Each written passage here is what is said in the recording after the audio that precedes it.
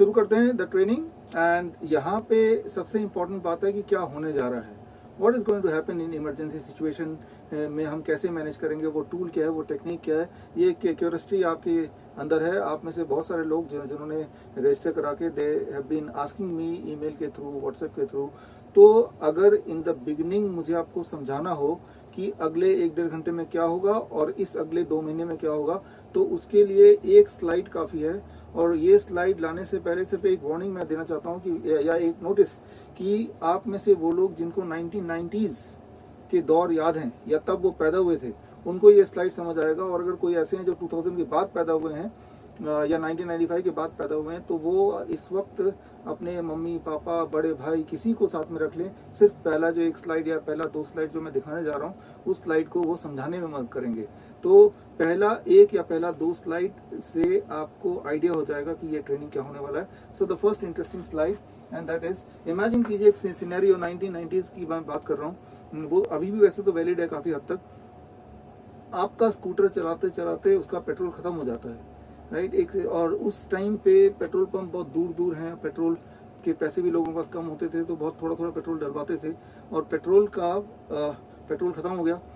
तो अब petrol pump तक पहुंचने का या उस स्कूटर को लाद के ले जाने का तरीका क्या है। तो एक नया बिजनेस इमेजिन कीजिए, एक इमेजिनरी सिचुएशन बता रहा हूँ, एक नया बिजनेस शुरू हो गया and that is the business of कि भाई ठीक है भाई, आपका पेट्रोल खत्म हो गया तो आप मुझे पैसा दीजिए, मैं आपको अब स्कूटर पकड़ के आपके घर तक पहुंचा दूंगा या वो जो पेट्रोल स्टेशन है वहां तक पहुंचा दूंगा। तो ये एक अच्छा खासा धंधा शुरू हो गया।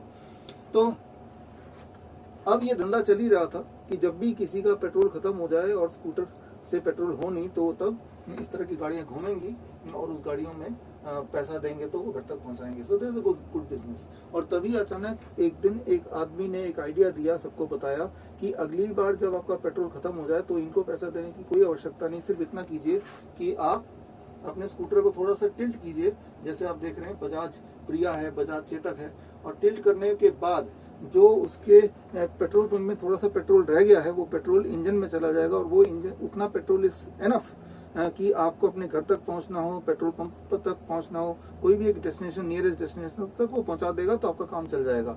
अब this is the role of gravity, the law of gravity का यहाँ पे रोल है।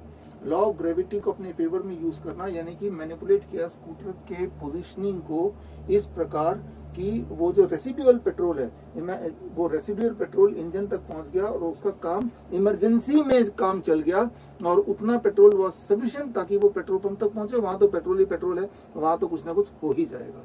सो that is the emergency management of the scooter. अभी के जो स्कूटर है उसमें तो इंजन शायद एक ऐसी जगह पे होता है, पेट्रोल का जो टंकी वो आखिरी बूंद तक शायद पहुंचता रहता होगा, तो उतना रेलेवेंट नहीं लग रहा होगा। लेकिन ये एग्जांपल देने के लिए समझा रहा हूं मैं कि मैनिपुलेशन किया, इसके पोजीशन को इस तरह से एंगल किया कि पेट्रोल थोड़ा सा इसमें सरक जाए और उससे काम चल जाए। So that is what is called as gravitational resistance को यूज किया in the favour. Gravitational resistance use किया अपने फेवर में, इसे पोस्चरल मेडिसिन भी बोलते हैं, राइट। और लेकिन इससे नुकसान क्या हुआ? नुकसान सिर्फ एक हुआ, इस आदमी का नुकसान हुआ जिसका धंधा चल रहा था, बिजनेस चल रहा था, राइट। ये सारे बिजनेस बंद हो गए। तो जो चीज मैंने आपको स्कूटर में बताई, the same thing is implementable on human body, right. Human body में भी यही इम्प्लीमेंटेबल है।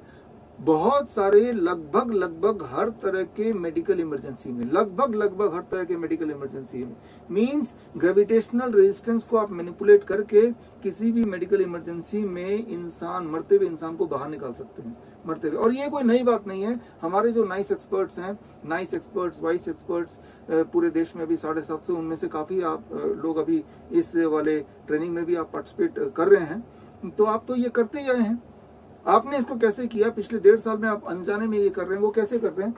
आपने देखा पिछले 1.5 साल में कोरोना के नाम पे WHO का प्रोटोकॉल वेंटिलेटर होना चाहिए, और वेंटिलेटर देखिए एक बहुत ही घमासान, बहुत ही खतरनाक सा मशीन, 10 लाख, 20 लाख, 50 लाख का मशीन, और ये मशीन से इंसान को बचाने की पूरी कोशिश, राइट। क्योंकि उसकी जो लंग्स में ऑक्सीजन नहीं पहुंच पा रहा है, और लंग्स में ऑक्सीजन नहीं पहुंच पा रहा है, वो लंग्स उसका फेल हो गया है, और वो जो वेंटिलेटर है वो लंग्स का काम कर रहा है। दैट इज ये, और ऐसा दिखा रहे हैं कि देखो जी ये जो मशीन है, machine is life saving kind of thing. ये मशीन को आप कंपेयर कर सकते हैं उस ट्रक की तरह, राइट। ये बहुत बड़ा मशीन है, बहुत बड़ा ट्रक है, और इसकी वजह से वो इंसान जो है जो रास्ते में अटक गया था वो घर तक पहुंचा दिया गया, या पेट्रोल पंप तक पहुंचा दिया गया. So this truck and this machine is playing the same role, right. कि आपको लगेगा, ऐसा दिखाया गया है, ऐसा प्रोजेक्ट किया गया कि this is a life saver. लेकिन तभी हमारे जो नाइस एक्सपर्ट्स हैं पूरे देश में, उन्होंने क्या किया, उन्होंने वही स्कूटर टिल्ट करने वाला टेक्निक यूज किया. उन्होंने ऐसे पेशेंट्स को जिनका SpO2 ऑक्सीजन सेचुरेशन ने 80%, 70%, 60%, 50%, 40% तक, उससे नीचे वाले वो मिले नहीं हमें, राइट. जहां भी मिले उनको वेंटिलेटर तक ना पहुंचा के, वेंटिलेटर की जगह, ऑक्सीजन सिलेंडर की जगह उनको प्रोन वेंटिलेशन यानी कि पॉस्चरल मेडिसिन, ग्रेविटेशनल रेजिस्टेंस का उपयोग किया to get the same output, right. वो कैसे? Very very simple. आप देखिए, ये हमारे ये कोविड सेंटर का आप फोटो देख रहे हैं. कोविड सेंटर में आप देखिए, हमारा जो अहमदनगर का कोविड सेंटर है, और उस कोविड सेंटर में ये ऑक्सीजन सिलेंडर के लिए, ऑक्सीजन सप्लाई के लिए यहाँ पे अटैचमेंट तो है, लेकिन किसी को दे नहीं रहे हम. क्यों नहीं दे रहे हैं? क्योंकि उनको हमने प्रोन पोजिशन यानी कि पेट के बल लिटाया हुआ है. पेट के बल जब ये लेटते हैं तो आपका जो हार्ट है वो आगे आ जाता है, और लंग्स को 20% कैपेसिटी और मिल जाती है. बस यही जो 20% कैपेसिटी है, that is the difference between death and life, life and death, right. तो आपका, इसे कहते हैं प्रोन वेंटिलेशन. प्रोन वेंटिलेशन, तो प्रोन वेंटिलेशन क्या वेंटिलेटर का रिप्लेसमेंट हो सकता है? वेंटिलेटर का रिप्लेसमेंट नहीं हो सकता, क्योंकि वेंटिलेटर तो एक ऐसी चीज है जो इंसान को मारता है, राइट. वेंटिलेटर तो एक ऐसी चीज है जिसके अंदर जाने के बाद इंसान के बाहर निकलने के चांसेस लगभग 0% है, या 0% ही है. हमारे मित्र हैं डॉक्टर KV तुमाने, जिन्होंने 35 वर्ष as a lung expert, tuberculosis expert, medical doctor, MD, उन्होंने काम किया. अभी तो रिटायर हो गए हैं, तो वो भी हमारे बीच में है. सर आप हैं तो एक बार आप अपना हाथ हिला दीजिए, इफ यू आर देयर, तो एक बार आपको हम देखना चाहेंगे, एक बार हेलो बोल दीजिए. तो उन्होंने मुझे बोला था, एक बार वो दोबारा भी बोल सकते हैं, कि उनके पूरे करियर में उन्होंने किसी भी पेशेंट को वेंटिलेटर से बाहर निकलते हुए, जिंदा बाहर निकलते हुए नहीं देखा, वेंटिलेटर के पास जिंदा रहते हुए नहीं देखा. तो ventilator is equal to death. वो दिखा रहे हैं कि ये आपके लाइफ सेविंग है, but that is equal to death. Doctor KV Tumane, are you online? आप हैं क्या यहाँ पे? इट सीम्स वो विजिबल नहीं है. तो वेंटिलेटर की जगह आपने प्रोन वेंटिलेशन यूज किया. आपने 2-3 पोस्चर यूज किए. एक तो प्रोन वेंटिलेशन हो गया, दूसरा आपने जो यूज किया दैट इज कि आगे की तरफ झुक के बैठना और नाक के आगे एक फैन लगा देना, छोटा वाला फैन. क्या ये वेंटिलेटर की जगह ले सकता है? जगह नहीं ले सकता. उससे बहुत बेहतर काम करता है. कितनी देर में काम करता है? With in the next 2 to 5 minutes. 2 से 5 मिनट के अंदर SpO2 बढ़ता जाता है, और आधे घंटे के अंदर एक अच्छे खासे कंफर्टेबल सिचुएशन में आ जाता है. एक दिन के अंदर पेशेंट दोबारा से रिवाइव हो जाता है, इस लायक कि अब उसको प्रोन वेंटिलेशन की जरूरत नहीं है एक दिन के अंदर. तो बस ये छोटा सा साइंस है, जिस साइंस को पर्दे के पीछे छुपा दो और वेंटिलेटर का जो बिजनेस है उसे कर लो. वेंटिलेटर के नाम पे हॉस्पिटल्स लाखों रुपए लूट रहे थे, जबकि ये जो साइंस है जिसकी बात हम कर रहे हैं, जिससे पिछले साल से लेके अभी तक हमने हजारों पेशेंट्स को ठीक किए. हमने, मतलब हमारे नाइस एक्सपर्ट्स ने मिलके, हमारे अलग अलग कोविड सेंटर जहाँ पे इसको यूज किया गया, जयपुर में यूज किया गया, अहमदनगर में यूज किया गया, चंडीगढ़ में जो हॉस्पिटल है वहाँ यूज किया गया, और हर जगह जीरो डेथ. सो यानी कि ventilator is an obsolete machine. इसकी कोई आवश्यकता नहीं है. कोई भी अगर इंसान है, जैसे बोल रहे हैं कि इनको इमीडिएटली वेंटिलेटर पे ले जाओ, आपने देखा होगा कि हॉस्पिटल में ले जाते हुए या हॉस्पिटल के अंदर जब पेशेंट को लिटाते हैं, लंग के पेशेंट को खास तौर पे, उनको पीठ के बल लिटाते हैं. पीठ के बल लिटाना मतलब उनका गला घोट देना जानबूझ के. क्योंकि शायद उनको पता है कि जैसे उनको पेट के बल लिटाएंगे तो जो ऑक्सीजन सिलेंडर है, वेंटिलेटर है, these things are not required. इनकी कोई जरूरत नहीं है. आपका लंग्स ही खुद ही वेंटिलेटर की काम करेगा, आपका लंग्स ही खुद ही एयर खींचेगा. It will happen, it has to happen, that is a science, right. तो इसके बारे में और मैं डिस्कस इसलिए नहीं करना चाह रहा हूँ क्योंकि ये तो हमने लास्ट 1.5 साल से मासेस में अवेयरनेस फैलाया है, through our network, through our books, through our training programs. तो लेकिन इसके आगे चलते हैं. सबसे इंपॉर्टेंट बात मैं अभी बताने जा रहा हूँ, एंड दैट इज जिस तरह से वेंटिलेटर या ऑक्सीजन सिलेंडर जिनको रिकमेंड की जाती है, उसका ऑल्टरनेट है प्रोन वेंटिलेशन या फिर आगे इंक्लाइन होकर बैठना, and that can help the patient to recover. उस पेशेंट को उस ब्रेथलेसनेस से बाहर आने में मदद करता है. कितनी देर में?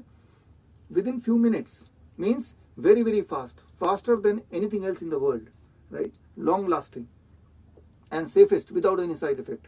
कोई साइड इफेक्ट नहीं, लॉन्ग लास्टिंग रहेगा और बहुत जल्दी, फास्टेस्ट, राइट? फास्टेस्ट. हमें एक ऐसा इमरजेंसी सिचुएशन चाहिए, मेथड चाहिए जो दुनिया में फास्टेस्ट मेथड हो, जिसमें कोई साइड इफेक्ट ना हो, जो लॉन्ग लास्ट करता हो, right? So that you have seen कि हमने ये वेंटिलेटर के केस में देखा, और उसके हजारों एग्जांपल्स अगर आपको देखने हैं, जिन्होंने नहीं देखे तो हमारे कोरोनाकाल.tv में जाएंगे तो you can see.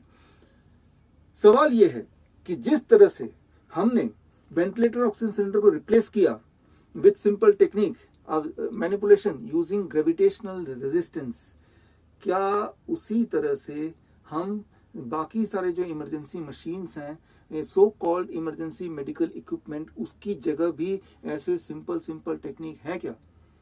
The answer is surely yes है, और वो अभी हम सीखने जा रहे हैं. और सीखने के बाद आप किसी भी डायलिसिस पेशेंट को एक सेंटेंस बोल पाएंगे, एंड दैट सेंटेंस जो कि उस डायलिसिस पेशेंट, किडनी पेशेंट के लिए दुनिया का सबसे ज्यादा सुनहरा सेंटेंस होगा.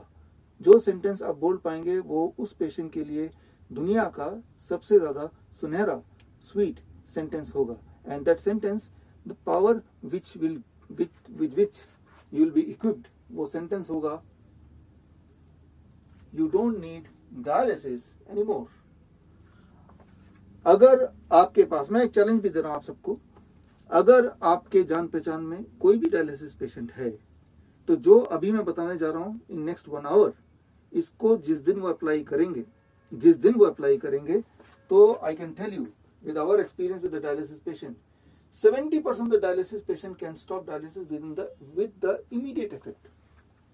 मतलब ये कि आज से ही आपका डायलिसिस बंद, today onwards. It is going to be the 2 revolutionary method. तो जल्दी में फटाफट में आपको सिखा दूं ताकि आप अपना काम स्टार्ट करें, राइट? वो same method, that method is called GRAD system, grade system. तो मैं आज इस इनॉग्रल बैच के साथ एक नया टूल आपको देने जा रहा हूं. एक टूल था DIP डाइट, लाइफस्टाइल डिजीज को क्योर करने के लिए. एक टूल था 3-step flu diet, nice protocol, right? Nice protocol, 3-step flu diet infectious disease को हैंडल करने का टूल है. DIP डाइट लाइफस्टाइल डिजीज को हैंडल करने का टूल है. आज आपको तीसरा टूल मिल रहा है, किसी भी इमरजेंसी सिचुएशन को बहुत ही fastest, long lasting, safest and most important, इसके बाद चौथा, free of cost, self dependent, किसी और पे बोझ नहीं, खुद ही कर सकते हो, एक लेमैन कर सकता है. एक ऐसा तरकीब जिसका नाम हमने दिया है GRAD, gravitational resistance and diet system. एक ऐसा सिस्टम जो दुनिया के बाकी और जो प्रेवलेंट मेथड्स हैं उनके कंपैरिजन में it is faster, it is safer, it can be handled easily, it is free of cost, and it is long lasting and without any side effect. ये सिस्टम जैसे ही आप यूज करेंगे, 100% BP patient can control the blood pressure without medication almost immediately, उसी दिन से, आज से ही, right now, right? And can have the best chance of halting and ongoing heart attack. देखिए, जो भी इंसान यहाँ पैदा हुआ है उसे भगवान के पास दोबारा जाना है, मरना तो है ही.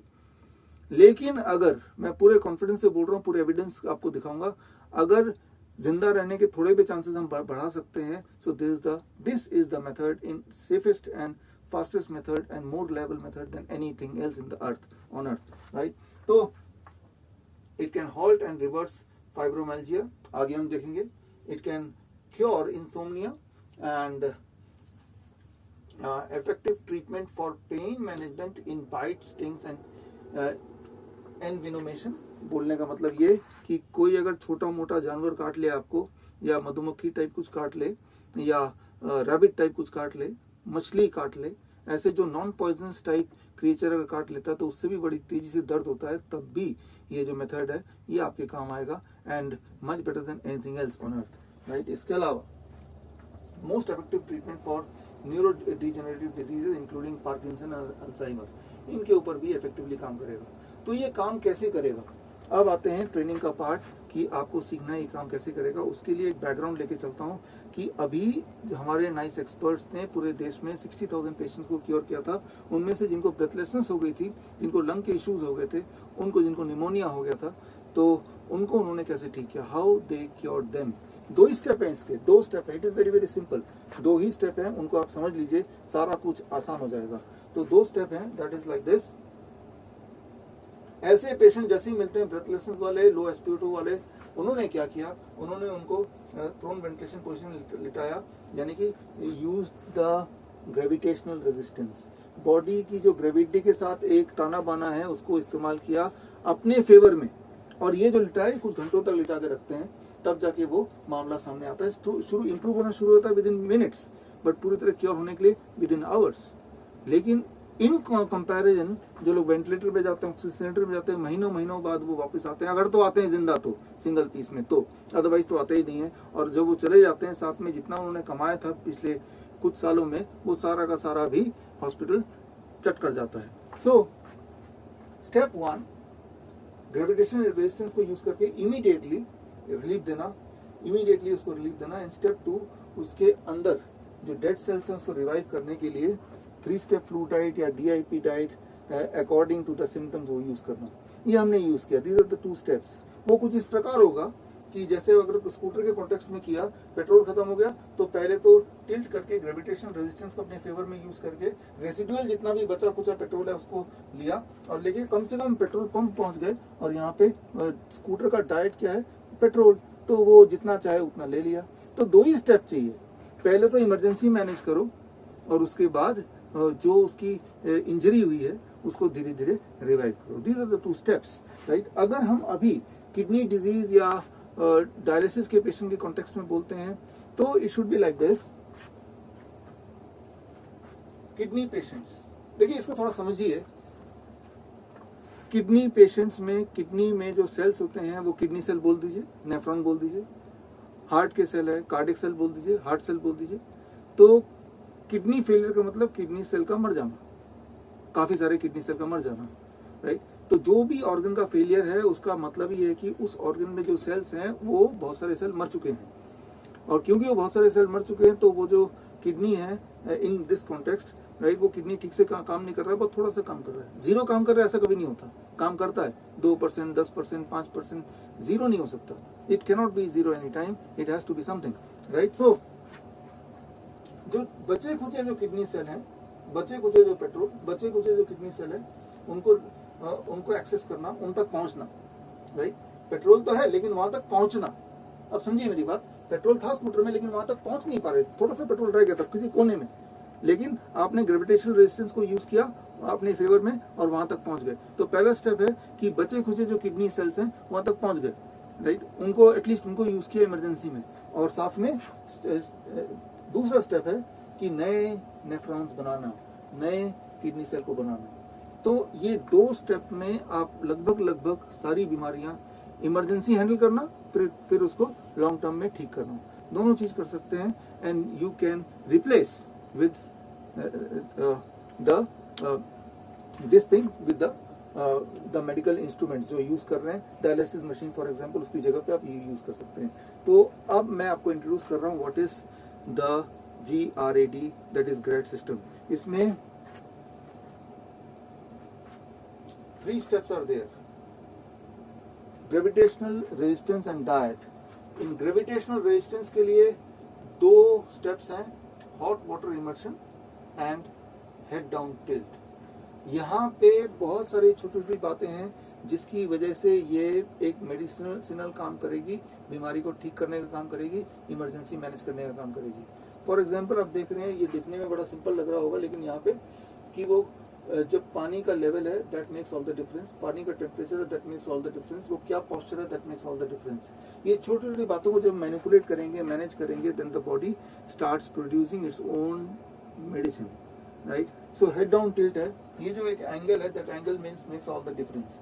लेटते सभी के सभी लेटते हैं, लेकिन लेटना है एक पर्टिकुलर एंगल में, एंड जब आप किसी एक पर्टिकुलर एंगल में लेटेंगे, depending on what kind of problem you are having, कौन सी इमरजेंसी सिचुएशन आ गई है, तो बॉडी किस तरह से रिवाइव होता है, कौन कौन से वो इमरजेंसी मेडिसिन प्रोड्यूस करता है, ये सारा आपको थोड़ा सा अंडरस्टैंड करना पड़ेगा। But what is GRAD, gravitational resistance and diet, this plus this to handle the emergency at the time. In addition to that, DIP diet. It can be DIP diet, sometimes it can be flu diet. but it is any of the two died. तो ये तीनों को जब combine करेंगे तो it can help you to free the dialysis patient from dialysis. Dialysis patient को इसी वक्त से आप फ्री कर सकते हैं डायलिसिस मशीन में, अगले दिन जाने की जरूरत नहीं, वही, क्योंकि ये जो आपने देखा ये तो घर पे कोई कर सकता है। घर पे कैसे करना है, that is what I am going to train you. अब यहाँ पे दोबारा मैं आपको बता देता हूँ, it is the fastest, safest and long lasting, right. ये मतलब ये ऐसा नहीं कि इसमें जब तक करेंगे तभी तक असर रहेगा। ये किडनी हम ठीक करने की बात कर रहे हैं, ये मैनेज करने की बात नहीं कर रहे हैं, कंट्रोल करने की बात नहीं कर रहे हैं, सिर्फ हम उसको पूरी तरह ठीक करने की बात कर रहे हैं। And that is the best thing, that is the best thing. Now आगे जाने से पहले कि ये कैसे करना है और कैसे ठीक करेंगे, हमें ये समझने की जरूरत है कि पहले तो इंसान बीमारी क्यों पड़ता है, why the person is sick at the very first place. तो पर्सन क्यों बीमार पड़ता है, ये बात अगर आप समझ पे, या किडनी उसका फेल क्यों हुआ, ये आपको समझ आ जाए तो आपको ये समझ आ जाएगा कि ये मेथड कैसे काम करता है या आपको कैसे इसको यूज करना है।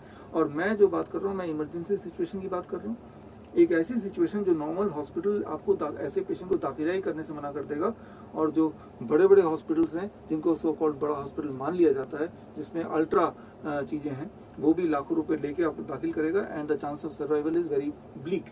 वहां पे मैं बात कर रहा हूँ ये कैसे काम करेगा। Instead of going there you can go here. तो हम बात करते हैं कि इंसान क्यों बीमार पड़ता है, बस ये एक चीज आपको समझना है, आगे का रास्ता बड़ा आसान है। देखिए, समझाने के लिए मैं ये उदाहरण ले लेता हूँ आपके सामने। ये लकड़ी है और ये सॉर्ट ऑफ एनर्जी इसमें सेव्ड है, लेकिन जब इसको जला देंगे तो हम वन टाइप ऑफ एनर्जी को दूसरे टाइप ऑफ एनर्जी में कन्वर्ट कर रहे हैं। मे बी हमने एक स्टोर्ड एनर्जी को हीट एनर्जी में कन्वर्ट किया। जब भी एनर्जी एक टाइप से दूसरे टाइप में कन्वर्ट होता है तो कुछ एशेस बनते हैं जो कि वेस्ट प्रोडक्ट बोल सकते हैं। There are some ashes, right, कुछ एशेस बनते हैं, इन एश को हम वेस्ट प्रोडक्ट बोल सकते हैं। एनर्जी एक टाइप से दूसरे टाइप में जब कन्वर्ट होती है तो रिजल्टेंट कुछ एश भी बनता है, एश मतलब वेस्ट। ठीक इसी तरह से जब आप कुछ भी खाते हैं, that is a form of energy which is food. अब वो फूड बॉडी में जाता है, मेटाबोलाइज होता है, बॉडी उसको यूज करता है और बॉडी उसको एनर्जी में कन्वर्ट करता है। तो जरूर बॉडी में एनर्जी में कन्वर्ट करते हुए कुछ एशेस बनते होंगे, यानी कि वेस्ट प्रोडक्ट बनते होंगे। लेकिन अब वो वेस्ट प्रोडक्ट बॉडी में जमा होता चला जाएगा तो थोड़े दिन के अंदर हमारा बॉडी वेस्ट प्रोडक्ट से भर जाएगा। यहाँ पे इंपॉर्टेंट रोल है किडनी का। किडनी उस वेस्ट प्रोडक्ट को, यानी कि उस ऐश को, वो ऐश यूरिया हो सकता है, वो क्रेटनाइन हो सकता है, वो एक्सेस कोलेस्ट्रॉल हो सकता है, वो एक्सेस सोडियम, एक्सेस पोटेशियम हो सकता है, वो यूरिक एसिड हो सकता है, वो कैल्शियम हो सकता है। तो ये सारी चीजें बॉडी में एक्सेस जब हो जाती हैं, जिसे हम ऐश बोल सकते हैं, वेस्ट बोल सकते हैं, किडनी का काम है उन चीजों को हाथों हाथ बाहर निकलते जाना, एक बैलेंस मेंटेन करना, राइट। तो अगर ये ऐश किसी के बॉडी में जमेगा, वो तभी जमेगा जब किडनी अपना काम ठीक से नहीं कर पा रही है, तो ये जमता जाएगा। जब जमता जाएगा तो वो इंसान फूलता जाएगा और एक दिन वो बस्ट हो जाएगा बैलून के गुब्बारे के फटने की तरह, and that is what is called death, right. So अब अगर इसको ह्यूमन बॉडी के कॉन्टेक्स्ट में हम समझें तो ह्यूमन बॉडी के कॉन्टेक्स्ट में इट इज वेरी सिंपल। जो भी कुछ आपके बॉडी के अंदर जाता है, या तो वो मेटाबोलाइज होता है, डाइजेस्ट होता है, बॉडी उसको यूज कर पाती है, या फिर वो एलिमिनेट, बॉडी यूज नहीं कर पाती, उसको निकाल देती है, या फिर उसको स्टोर कर लेती है। यूज भी नहीं कर पा रही बॉडी, निकाल के फेंक भी नहीं पा रही है, क्योंकि निकाल फेंकने के लिए किडनी का सपोर्ट की जरूरत है, किडनी सपोर्ट नहीं कर रही है। तो अब बॉडी क्या करता है, क्या कर सकता है, वो लाचार होके बॉडी के अंदर स्टोर होता जाता है। ये जो स्टोरेज है, that is what is called disease. इस स्टोरेज को ही हम बोलेंगे डिजीज। बॉडी में, आयुर्वेद में आचार्य मनीष जी ने बताया था आपको कि बॉडी में मल अगर स्टोर होता जाए तो वही बीमारी बनाती है। मल कहाँ स्टोर हो रहा है, अगर वो किडनी के अंदर ही स्टोर होता जा रहा है तो किडनी के सेल सबसे पहले मरेंगे, तो बोल देंगे किडनी की बीमारी है। वो हार्ट के सेल्स में कहीं स्टोर हो रहा है तो वो हार्ट डिजीज बोल देंगे। तो कुल मिला के जो चीजें, जो ऐश है, वो बॉडी क्लियर नहीं कर पा रही है ठीक से, उसी रफ्तार से नहीं क्लियर कर पा रही जिस रफ्तार से वो बन रहा है बॉडी में, that is what is called disease. अब वो डिजीज कौन सा डिजीज बनेगा, ये डिपेंड करता है कि इसकी ज्यादा क्वांटिटी कहाँ कहाँ सेव्ड है, कहाँ कहाँ स्टोर्ड है। That is what, it can be brain, it can be heart, it can be lungs, it can be kidney, it can be simultaneously 2-3 places, एक जगह पे ज्यादा, एक जगह पे कम। बस यही एक और इकलौता प्रिंसिपल है जो कि इन द बिगनिंग आपने समझा भी सुना भी, आयुर्वेद में भी यही लिखा है। तो अब हमें क्या करना होगा, what we need to do, ये हमें समझना होगा। उसको समझने के लिए हमें समझना है सिर्फ एक scientific word, why body could not eliminate waste. Body waste को क्यों निकाल के बाहर नहीं फेंक पा रही है, ये पैथोफिजियोलॉजी आपको समझना होगा।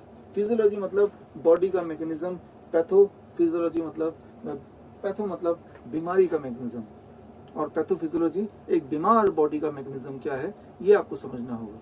ये कोई मुश्किल काम नहीं समझना, क्योंकि मैं आपको आसान भाषा में समझाने जा रहा हूँ। इसको समझने के लिए सिर्फ एक चीज आप समझिए, यहाँ पे हमें भूलना नहीं है कि हमारा प्राइम मकसद क्या है कि कोई भी इमरजेंसी सिचुएशन हो, कोई भी इमरजेंसी सिचुएशन हो, तो वहां पे आप पेशेंट की बेस्ट मदद कर सकें in comparison to any other available science, right. दुनिया में जितने मेडिकल साइंस के और सिस्टम अवेलेबल है किसी भी पद्धति में, उनमें जो बेस्ट है that is what you are going to learn. तो यहाँ पे उसको समझने के लिए बस एक छोटी सी चीज और समझने की जरूरत है कि बॉडी वेस्ट को बाहर क्यों नहीं निकाल पा रही है, बॉडी इस ऐश को उसी रफ्तार से क्यों नहीं निकाल पा रही है। उसके लिए आप समझिए यहाँ पे, अब देखिए ये गाड़ियां हैं, ये रोड है, ये गाड़ियां, आप कोई नई गाड़ी खरीदते हैं तो हमेशा नया नहीं रहता है। आप हर 6 महीने में, हर 1 साल में, डिपेंडिंग ऑन आप कितना यूज करते हैं, आप उसको सर्विस स्टेशन ले जाते हैं। अब इमेजिन कीजिए हमारे कहीं पे यहाँ नई गाड़ी ले ली आपने, सर्विस स्टेशन है ही नहीं। गाड़ी चाहे कितनी भी अच्छी हो, कितनी भी नई क्यों ना हो, वो कुछ दिनों में उसके अंदर वेस्ट जमता जाएगा। सर्विस स्टेशन में जाके उसको ओवरऑलिंग आप करा नहीं पाएंगे, service station is not there, या फिर है तो बहुत दूर है, तो अल्टीमेटली वो गाड़ी की जो उम्र है वो बहुत कम होगी, फ्यू मंथ्स या कुछ महीनों की होगी, उसके बाद वो ब्रेक डाउन हो जाएगा। इसीलिए टाइम टू टाइम आप कार को सर्विसिंग स्टेशन ले जाते हैं। हमारे बॉडी का जो सर्विसिंग स्टेशन है जो ओवरऑलिंग करता है, यहाँ किडनी है, उसमें नेफ्रॉन्स है, जो वहाँ पे जो वर्कर ऐसे मान सकते हैं। अब कार जब सर्विसिंग स्टेशन जा रहा है तो कई बार क्या है कि रोड, अगर हम इस कॉन्टेक्स्ट में बात करें, ये जो रोड है वो बहुत ही नैरो है, वो बहुत ही नैरो होता जा रहा है, क्योंकि रोड में बहुत सारे लोग बैठ गए, जो हॉकर्स वगैरह बैठ गए, तो वो रोड नैरो हो गया। नैरो हो जाएंगे तो कार की जाने की स्पीड कम हो जाएगी, बिकॉज कार ज्यादा हो जाएंगे और रोड उसके लिए पतली हो जाएगी। That is called haemodynamic factor, यानी कि इससे प्रेशर बढ़ गया, ब्लड प्रेशर बढ़ गया, राइट, जिसे हाई ब्लड प्रेशर बोलते हैं। हाई ब्लड प्रेशर का मतलब कि जो ब्लड वेसल्स है, आपके जो पाइप है जहाँ से ब्लड जाता है, वो और थिक हो गया। वो थिक हो गया तो मतलब एक्चुअल जो रूट है वो कम से कम हो रहा है। तो जब कम गाड़ियां जाएंगी तो ये सर्विस स्टेशन है, ये भी सर्विस स्टेशन इन गाड़ियों पे ही जिंदा है, क्योंकि ये गाड़ियां जब यहाँ पे जाती हैं तो इन सर्विस स्टेशन में कुछ पैसे देती है, उसी पैसे से ही तो ये जिंदा है। तो जब कम गाड़ियां जाएंगी तो इनको लगेगा हमारा बिजनेस लॉस हो रहा है, तो ये अपना एडवर्टीजमेंट करेंगे, जोर जोर से फैलाएंगे कि भाई गाड़ियां लाओ, गाड़ियां लाओ। That is what they do. वो अपना मैसेंजर छोड़ते हैं, एडवर्टीजमेंट, इसका नाम है रेनिन। इतना याद रखिए, वो रेनिन को छोड़ देते हैं, एडवर्टीजमेंट होती है बॉडी में कि भाई गाड़ियां लाओ, यानी कि सर्कुलेट द ब्लड। लेकिन जब ऐसे छोड़ती है तो और ज्यादा गाड़ियां आती हैं, लेकिन और ज्यादा गाड़ियां आने में क्या कि रोड तो उतना ही है ना, तो ब्लड प्रेशर और बढ़ जाएगा, और ब्लड प्रेशर बढ़ेगा तो ये जो ऑलरेडी नैरो रोड था ये और नैरो होता जाएगा। तो आप समझिए एक विशियस साइकिल शुरू होता जा रहा है। जितने कम गाड़ियां जाएंगी, जितने कम ब्लड पहुंचेगा, किडनी उतना ही सिग्नल ज्यादा भेजेगा, जितना सिग्नल ज्यादा भेजेगा उतना ब्लड प्रेशर और बढ़ जाएगा, जितना ब्लड प्रेशर बढ़ेगा उतना जो ब्लड वेसल की थिकनेस, जो चौड़ाई है, कम होती जाएगी। और एक टाइम आएगा कि आपके किडनी सेल तक ब्लड पहुंच ही नहीं पा रहा है, and that is called death because of kidney disease, right. तो यहाँ पे क्या है कि जब ब्लड प्रेशर बढ़ जाएगा तो डॉक्टर बोलेगा कि ब्लड प्रेशर की दवाई ले लो आप। तो जब दवाई लेंगे तो दवाई ब्लड प्रेशर को तो घटाएगा, लेकिन ब्लड वेसल की थिकनेस को नहीं घटाएगा। ब्लड वेसल का जो थिकनेस है दोनों तरफ, उसको नहीं घटाएगा, जो उसके ऊपर लेयर जम गई उसको नहीं घटाएगा। तो इससे प्रॉब्लम का हल नहीं होगा, बल्कि प्रॉब्लम बढ़ेगा। ये देखा गया है कि जो लोग ब्लड प्रेशर की दवाइयाँ लेते हैं, किडनी पेशेंट्स, उनमें डेथ या उनमें बीमारी का प्रोग्रेशन और तेजी से होता है। और जो भी मैं आपको बता रहा हूँ उनके रेफरेंस भी आगे देता जाऊंगा। There is a reference. ये सारे जो पीपीटीज हैं मैं आपको भेजूंगा मेल से, और ये जो वीडियो आज का ये भी मैं आपको भेजूंगा। तो इसी से आपको पीपीटी भी मिल जाएगा, पीपीटी अलग से ही भेज दूंगा। सो जो भी मैं बोल रहा हूँ वो साइंस बेस्ड और एविडेंस बेस्ड ही बोल रहा हूँ, कोई भी चीज़ अपने इमेजिनेशन से नहीं बोल रहा हूँ। जो भी मैं बोल रहा हूँ वो दो आधार पे बोल रहा हूँ। पहला आधार ये है कि साइंस बेस्ड है, उनके रेफरेंस। दूसरा आधार ये है कि ये वो टेक्निक्स है जो हम यूज़ करते हैं, जो मैं अपने पेशेंट्स के लिए ऑलरेडी यूज़ करता आया हूँ, हमारे हिम्स हॉस्पिटल में ऑलरेडी यूज़ होता आया है, लेकिन अब ये technique through this training program आप तक पहुँच रही है ताकि आप भी इंडिपेंडेंटली हमारे मदद के बिना इसको यूज़ कर पाएँ। तो देखिए यहाँ पे हम बात कर रहे थे हीमोडायनेमिक फैक्टर। हीमोडायनेमिक 3 कारण है जिसकी वजह से ब्लड किडनी तक नहीं पहुंच पाता ठीक से, and that causes kidney cell और मरने शुरू हो जाते हैं, और किडनी सेल मरेंगे तो ये जो ऐश है ये और ज़्यादा डिपॉजिट होगा, ऐश ज़्यादा डिपॉजिट होगा तो ये ब्लड वेसल और नैरो डाउन होंगे, ब्लड वेसल और नैरो डाउन होंगे तो और किडनी सेल मरेंगे, ज़्यादा किडनी सेल मरेंगे तो ज़्यादा यहाँ से पब्लिसिटी होगी, ब्लड प्रेशर को और बढ़ाया जाएगा, तो एक विशेष साइकिल बनता जाता है। और इसके बाद एक टाइम आता है कि ये जब रोड बहुत कम रह जाता है और ऊपर से दवाइयाँ भी चल रही हैं, उन रोड में यानी कि उन ब्लड वेसल में गड्ढे पड़ने लगते हैं। इन गड्ढों को मेडिकली हम बोल सकते हैं इन्फ्लेमेटरी फैक्टर, इन्फ्लेमेशन राइट, गड्ढा यानी कि उसमें आप माइक्रो जख्म बोल सकते हैं, छोटे छोटे जख्म होने लगते हैं ब्लड वेसल के अंदर राइट। और वो इस जख्म की वजह से one more thing happens, that is metabolic factor. Metabolic factor जैसे diabetes is a metabolic disease, यानी कि जो ब्लड शुगर है, जो शुगर जो ब्लड में जाता है वो शुगर ठीक से डाइजेस्ट नहीं होता, यूटिलाइज नहीं हो पाता बाय द बॉडी, तो वो ब्लड में ही रह जाता है, वो ब्लड में ही रह जाता है। शुगर जब ब्लड में ज़्यादा रहेगा तब भी ये फ्लो ऑफ ब्लड नहीं ठीक से हो पाएगा, तो ये भी एक कॉज है जिससे हमारे किडनी सेल्स भी और मरते जाएंगे। तो ये 3 इम्पॉर्टेंट फैक्टर्स हैं, ये 3 इम्पॉर्टेंट फैक्टर या 3 इम्पॉर्टेंट फैक्टर जैसे जैसे बढ़ते जाएंगे किडनी सेल डेथ होता जाएगा, जैसे जैसे डेथ होता जाएगा वैसे वैसे ये और बढ़ते जाएंगे। तो इस तरह से आपने देखा किडनी का जो पेशेंट है वो बीमार पड़ता जाता है और एक टाइम पे वो मर जाता है। Very very painful death, very very painful death. तो लेकिन इस प्रोसेस को आप हॉल्ट कर सकते हैं।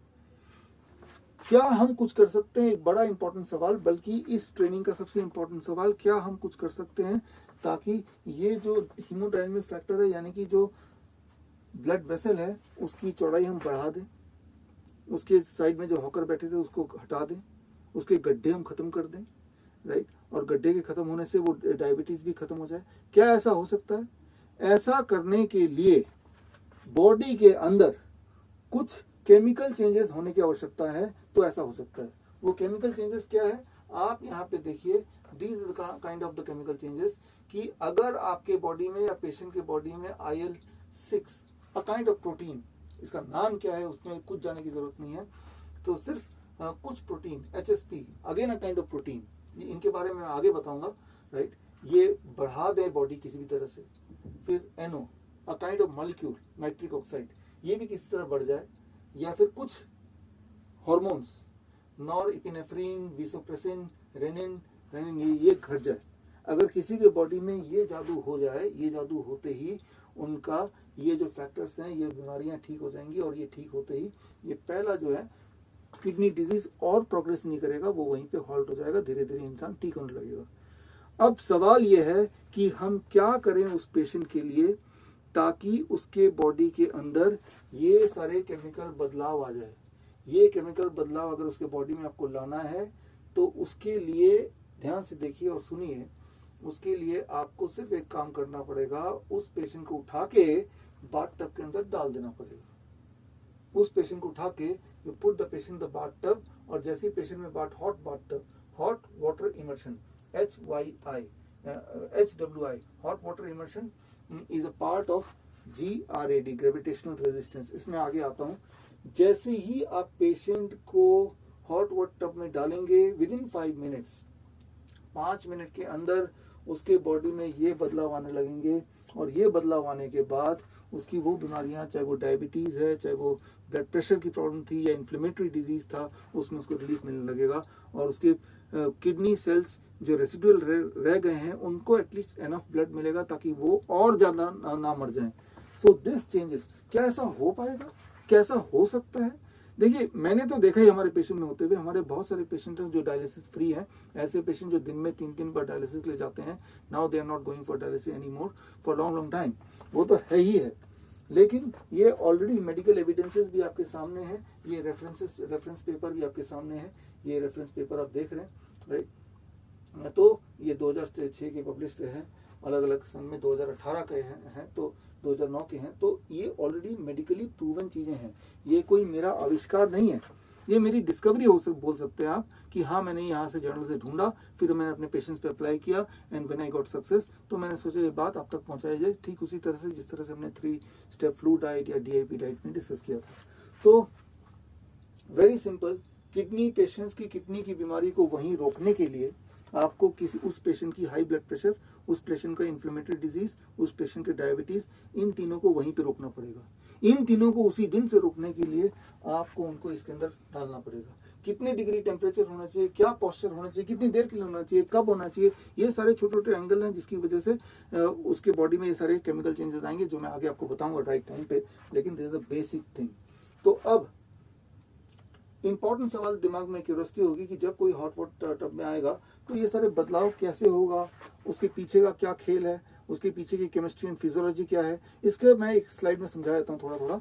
और वो स्लाइड ये रहा कि ये 8 हफ्ते तक जब आप किसी भी पेशेंट को रेगुलरली उस हॉट वाटर टब में बैठने बोलते हैं तो उस पेशेंट के अंदर जो ब्लड वेसल है वो एवरेज ब्लड वेसल, उसका ब्लड वेसल का जो पेरिफेरी है, उसके ब्लड वेसल के जो वॉल्स हैं, वो वॉल्स की जो मोटाई है वो कम होने लगती है। कितनी कम हो जाती है? लगभग ऑन एवरेज 0.1 मिलीमीटर, 0.1 मिलीमीटर कम हो जाती है ऑन एवरेज।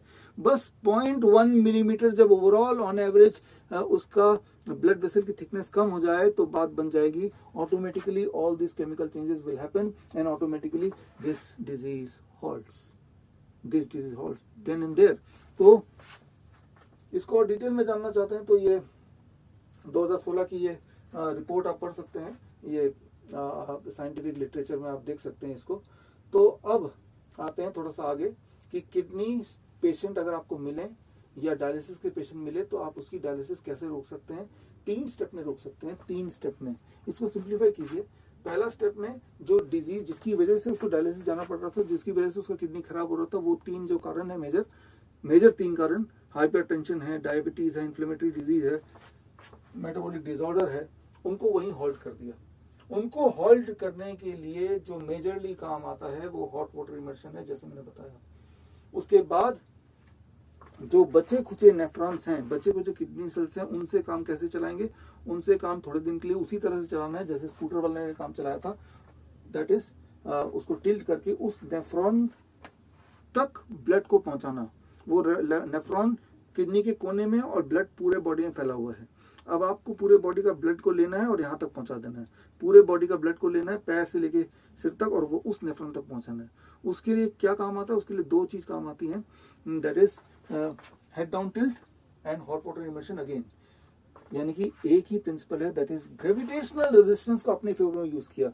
जैसे ही आप बॉडी को इस एंगल में ऐसे रखेंगे, the moment you put the body in this angle, right, तो जो ब्लड है it comes towards the top, वो किडनी के पास आने लगता है। दैट इज, आगे मैं आपको समझाता हूँ। और कितनी देर में आता है? Almost immediately it starts coming. तो इसको समझाने के लिए आप इसको देखिए। जैसे ही आपने आदमी को पानी के अंदर ऐसे बिठाया, यहाँ पे इंपॉर्टेंट है कहाँ तक बिठाना है, ये गले तक पानी होना चाहिए, गले तक, right, it should be like this. आप देखिए इसको, अगर आप देख पा रहे हैं तो गले तक पानी होना चाहिए। अब जब इस पोस्चर में, जिस पोस्चर में आपको दिखा रहा हूं, इस पोस्चर में जब वो होगा जो पेशेंट, तो सिर जो बाहर है, यहाँ पे जो प्रेशर है एटमॉस्फेरिक प्रेशर, वो है 1 atmospheric pressure, normal pressure.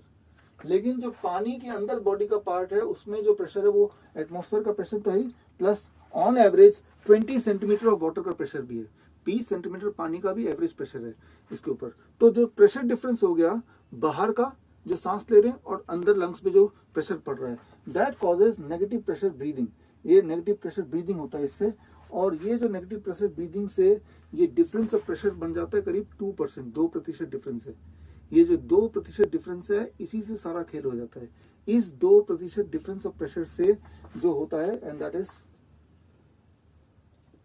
Heart का जो स्ट्रोक वॉल्यूम है, यानी कि वो एक धड़कन में जो खून फेंकता है वो 20% बढ़ जाता है।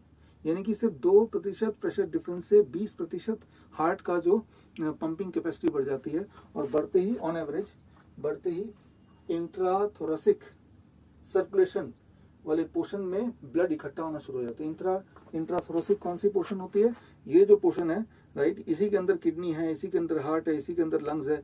इस पोर्शन में ब्लड पूरा इकट्ठा होना शुरू हो जाता है, और इस पोर्शन में ब्लड इकट्ठा होने के बाद बॉडी में ये सारे केमिकल चेंजेस होने लगते हैं। यानी कि कुछ मॉलिक्यूल्स, कुछ प्रोटीन की बॉडी में प्रोडक्शन बढ़ जाती है, और कुछ अदर हार्मोन की प्रोडक्शन घट जाती है। अब देखिए वीसोप्रेसिन है, ये इसकी प्रोडक्शन जितनी घटेगी उतना ब्लड वेसल डायलेट होगा, यानी कि वो बड़ा हो जाएगा। वीसोप्रेसिन की अगर प्रोडक्शन बढ़ जाएगी तो आपका ब्लड वेसल कंस्ट्रिक्ट हो जाएगा, राइट, कंस्ट्रिक्ट हो जाएगा। तो वीसोप्रेसिन की जो प्रोडक्शन है वो उसको घटा देना है, तो ब्लड वेसल को बढ़ा रहे हैं। ब्लड वेसल बढ़ेगा तो ब्लड प्रेशर घटेगा, ब्लड प्रेशर घटेगा। Try to understand this simple logic. तो ये जो केमिकल चेंजेस हुए, इस केमिकल चेंजेस होने के बाद that is what is called dialysis. It causes dialysis.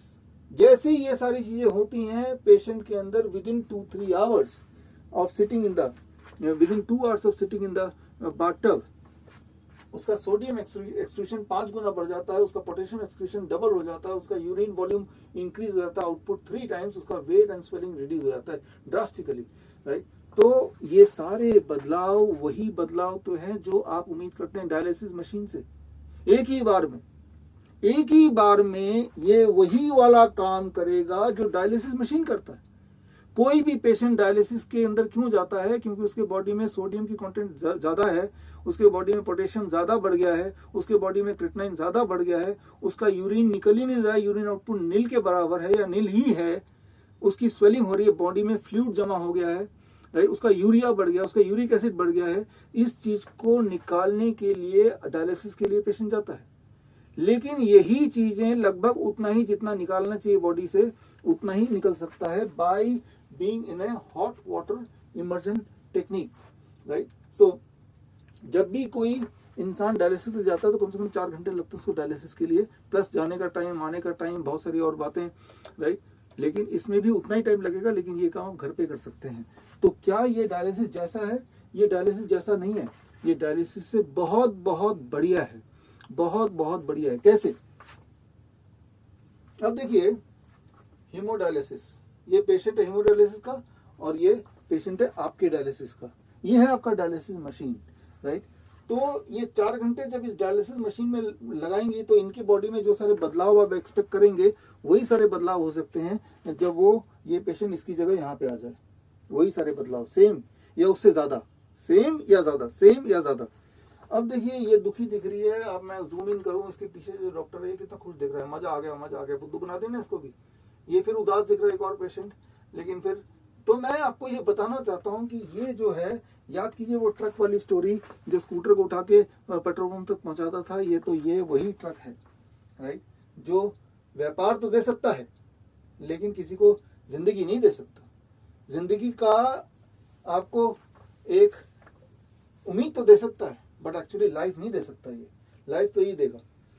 अब देखिए, ये जो हीमोडायलिसिस कराते हैं इसका कम से कम 10,000 रुपए एक हफ्ते का खर्चा है, और इसका खर्चा क्या है? 0 कॉस्ट। पानी का कोई खर्चा नहीं है, 0 कॉस्ट। एज्यूम कि आपके पास बाथटब है तो 0 कॉस्ट है इसका। तो अब अगर इसको कंपेयर करते हैं, क्या इसका कोई साइड इफेक्ट है? हीमोडायलिसिस का साइड इफेक्ट्स हैं, उसमें insulin resistance number 1 side effect, सबसे बड़ा साइड इफेक्ट, राइट। डायबिटीज हो जाता है, नींद में प्रॉब्लम होती है, डिप्रेशन में प्रॉब्लम होती है, एनीमिया हो जाता है, बोन डिजीज होता है, खुजली हो जाती है, डेथ हो जाती है। ये सारे साइड इफेक्ट्स हैं, ये ऑफिशियल साइड इफेक्ट्स हैं, ये मेरे इमेजिनरी नहीं है। क्या हॉट वाटर इमर्शन का इसका साइड इफेक्ट्स हैं? इसका साइड बेनिफिट्स हैं।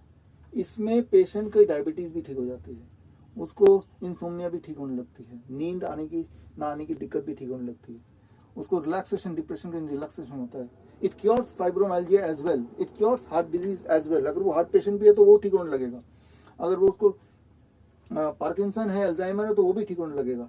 और ये सारी चीज़ें मेरी इमेजिनरी नहीं है, हमने अपने पेशेंट में देखा है, number one. Number two, medical literature में ऐसे बहुत सारे एविडेंसेस हैं, मेन स्ट्रीम में ऑलरेडी एविडेंसेस हैं, जिन एविडेंस के बेसिस पे ये हम क्लियरली बता सकते हैं किसी को भी। तो ये जो हीमोडायलिसिस है ये क्या है, इसके साइड इफेक्ट इतने क्यों हैं? क्योंकि याद रखिए, डायलिसिस करने के लिए जो डायलिसिस का जो लिक्विड यूज किया जाता है, उस लिक्विड के अंदर ये सारी चीज़ें होती हैं। डायलिसिस के लिए जो डायलिसिस का लिक्विड यूज किया जाता है, that liquid contains all these things, ये सारी चीज़ें उन लिक्विड में होती हैं, इसको ध्यान से देखिए। और ये इसमें से ज़्यादातर लिक्विड ऐसी हैं जो आपके बॉडी के लिए बहुत ज़्यादा पॉइजनस हो सकता है या होता है। इसको ज़रा समझिए, ये डायलिसिस का मतलब क्या है, ये डायलिसिस जो हॉस्पिटल में होता है वो कैसे होता है, उसको समझाने के लिए मैं बेसिक प्रिंसिपल समझाता हूँ। It's called principle of diffusion. अब देखिए, जब आप चाय पीते हैं, मैं उदाहरण के लिए बता रहा हूँ, तो डिफ्यूजन कैसे काम करता है।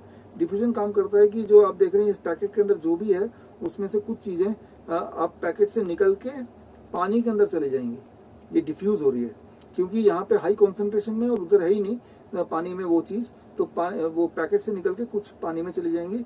लेकिन एट द सेम टाइम पानी में भी कुछ चीज़ें अगर हैं तो वो भी इस पैकेट के अंदर चली जाएंगी, चाहे अनचाहे। जिस तरह से इस पैकेट का थोड़ा बहुत माल पानी में जा रहा है, ठीक उस तरह से इस वक्त पानी का भी माल पैकेट के अंदर जा रहा है। तो हीमोडायलिसिस या जो भी डायलिसिस आप करते हैं, उन डायलिसिस में भी इसी प्रिंसिपल का उपयोग किया जाता है कि डायलिसिस फ्लूइड एक तरफ आपका खून और बीच में एक आर्टिफिशियल लेयर, और ये उम्मीद की जाती है कि खून के अंदर जो एक्सेस यूरिया है, एक्सेस यूरिक एसिड है, एक्सेस क्रेटनाइन है, एक्सेस सोडियम है, एक्सेस पोटेशियम है, तो वो एक्सेस फ्लूइड है, वो सारी चीज़ें दूसरी तरफ चली जाएंगी जहाँ पे डायलिसिस लिक्विड है। लेकिन जाहिर सी बात है, जो डिफ्यूजन का प्रिंसिपल जब काम करता है कि जिस जहाँ पे कॉन्सेंट्रेशन किसी चीज़ की ज़्यादा है वो दूसरी साइड जाएगी, तो इस साइड में जिस चीज़ की कॉन्सेंट्रेशन ज़्यादा है वो भी तो पहली साइड जाएगी। तो that is what is the diffusion law. इसीलिए जितनी बार कोई भी पेशेंट डायलिसिस करेगा, उतनी बार वो पहले से और पीड़ित और बीमार और कमज़ोर होता ही जाएगा by principle. It is not that the equipment is having some flaw, it is by principle। ऐसा नहीं कि वो डायलिसिस करने वाले की कोई गलती की वजह से उसको और ज़्यादा बीमार पड़ रहा है, ऐसा नहीं है। It is design like that, ये इस तरह से डिज़ाइन किया गया है, इस तरह से डिज़ाइन है बाई चांस कि जितनी बार वो डायलिसिस का पेशेंट जाएगा, उतनी बार डायलिसिस फ्लूइड के अंदर जो अनवांटेड चीज़ें हैं वो बॉडी के अंदर एक्यूमुलेट होंगी। एक तो बॉडी के अंदर एक्यूमुलेटेड चीज़ों के समस्या को जूझने के लिए डायलिसिस करा रहे हैं, और डायलिसिस के माध्यम से बॉडी के अंदर उल्टा कुछ एशेस और घुसा रहे हैं, कुछ और खतरनाक केमिकल घुसा रहे हैं। तो मैं तो ये बोलता हूँ कि दुनिया में किसी भी इंसान को कभी भी डायलिसिस के लिए हाँ नहीं बोलना चाहिए। जैसे ही डॉक्टर बोलता है कि आपको डायलिसिस की जरूरत है, अच्छा डायलिसिस की जरूरत है, वो चुपचाप एक बाथ टब खरीद ले, उसके अंदर घुस जाए, राइट। लेकिन जब घुसेगा तो कितना टेम्परेचर में और किस पोजीशन पे, कितनी देर के लिए, वो कब होगा, कितने समय में, कौन सा समय पूरे दिन का सबसे अच्छा रहेगा, ये बहुत सारे छोटी छोटी बातें हैं जो उसको समझना होगा। That is what this training is all about. So यहाँ पे आपने ये समझा कि it is all about accumulation of the waste in the body, body के अंदर वेस्ट का एक्युमुलेट होना और बॉडी की इनेबिलिटी की वेस्ट को उठा के बाहर फेंक सके। It is all about that, इसके अलावा कुछ भी नहीं। और जिसकी वजह से किडनी के सेल्स में अगर ज़्यादा वेस्ट इकट्ठे होने लगेंगे तो किडनी सेल भी अपने आप में मरने लगेगी, और वही अगर सेल्स, वही अगर वेस्ट अगर हार्ट के सेल्स में अगर इकट्ठे होने लगेंगे तो फिर हार्ट के सेल्स भी मरने लगेंगे। That is called heart attack. तो जो मैकेनिज्म की वजह से किडनी के सेल मरते हैं, the same mechanism causes heart attack. उसे बोलते हैं kidney attack, acute kidney attack, इसे बोलेंगे हार्ट अटैक, राइट। दोनों के बीच में जो इंटरमीडिएट जो प्रिंसिपल है, दैट इज सेम कि एक्सेस वेस्ट उस सेल में अटक गए हैं, जिसकी वजह से सेल आर डेड। अच्छा, मान लीजिए कोई हार्ट अटैक का पेशेंट है, ongoing heart attack, suspected heart attack बोलेंगे, कंफर्मेटरी तो नहीं बोल सकते, वो तो ऑटोप्सी के बाद ही पता चल सकता है अगर वो मर जाता है तो, फॉर एग्जांपल। अदरवाइज जितने भी सारे हार्ट अटैक के टेस्ट हैं, ये पता लगाने के लिए कि हार्ट अटैक था या नहीं था, वो एक तुक्का है, उससे ज़्यादा कुछ भी नहीं है। तो मान लो सस्पेक्टेड हार्ट अटैक पेशेंट है जिसमें क्लासिक हार्ट का सिम्टम है, उसको एंजाइना, पेन, पसीने छूट रहे हैं, पेन रेडिएट कर रहा है पूरे बॉडी में, तो इस तरह के अगर उसको सिम्टम आने लगे बड़ी तेजी से, तो ऐसे में क्या हमारे पास कोई इमरजेंसी मेथड है जिससे उस बढ़ते हुए हार्ट अटैक को या प्रोग्रेसिव हार्ट अटैक को या प्रोग्रेसिव ऐसा दिखता हुआ हार्ट अटैक को हम उसी वक्त होल्ड कर पाए, रोक पाए? किसी भी प्रोग्रेसिव हार्ट अटैक को रोकने के लिए या रुकने के लिए आपके बॉडी को कुछ बदलाव लाने होंगे अपने अंदर ही। वो क्या बदलाव है उसे हमें समझना होगा। Body need certain changes inside to hold the heart attack. अब देखिए ये factors to halt an ongoing heart attack, किसी के बॉडी में अगर ये बदलाव हो जाए तो हार्ट अटैक रुक सकता है। उसका एंटी इंफ्लेमेटरी मार्कर वो बढ़ जाए, विन कैसल इफेक्ट वो बढ़ जाए। विन कैसल इफेक्ट क्या है? आप देखिए यहाँ पे आपका जो ब्लड वेसल है, खासतौर पे बड़े बड़े ब्लड वेसल, उसके वो अपने आप में ब्लड को स्टोर भी कर सकता है क्योंकि वो अपने आप में इलास्टिक है, वो स्टोर कर सकता है।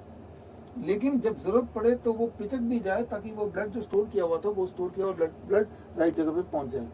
इसे बोलते हैं विन कैसल इफेक्ट्स।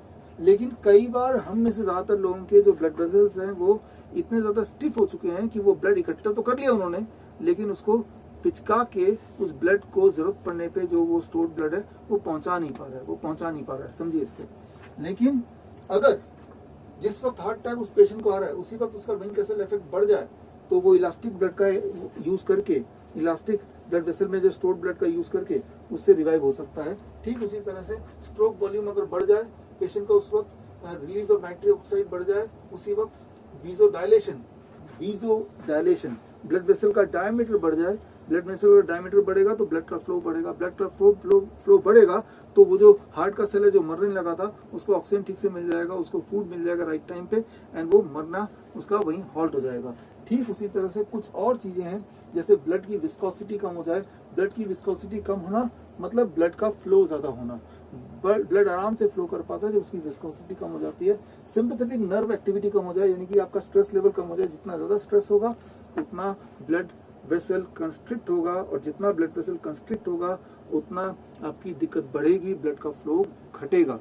तो इसका ठीक उल्टा, सिंपैथेटिक नर्व एक्टिविटी कम कर दें तो बंदा रिलैक्स हो जाता है, तो ऐसे में ब्लड फ्लो ज्यादा बढ़ जाता है। मायोकार्डियल ऑक्सीजन कंजम्पशन कम हो जाए, यानी कि उसका मायोकार्डियल मतलब हार्ट के सेल्स को अब कम ऑक्सीजन में भी काम चल जाएगा। आपका बैटरी जब मोबाइल का कम होने लगता है तो एक ऐसा मोड है जिस मोड में आपका मोबाइल कम बैटरी से भी काम चला ले, that is what is called myocardial oxygen consumption को कम कर देना। रिलीज ऑफ वीसोप्रेसिन भी कम हो जाए, मैंने आपको वीसोप्रेसिन बताया था।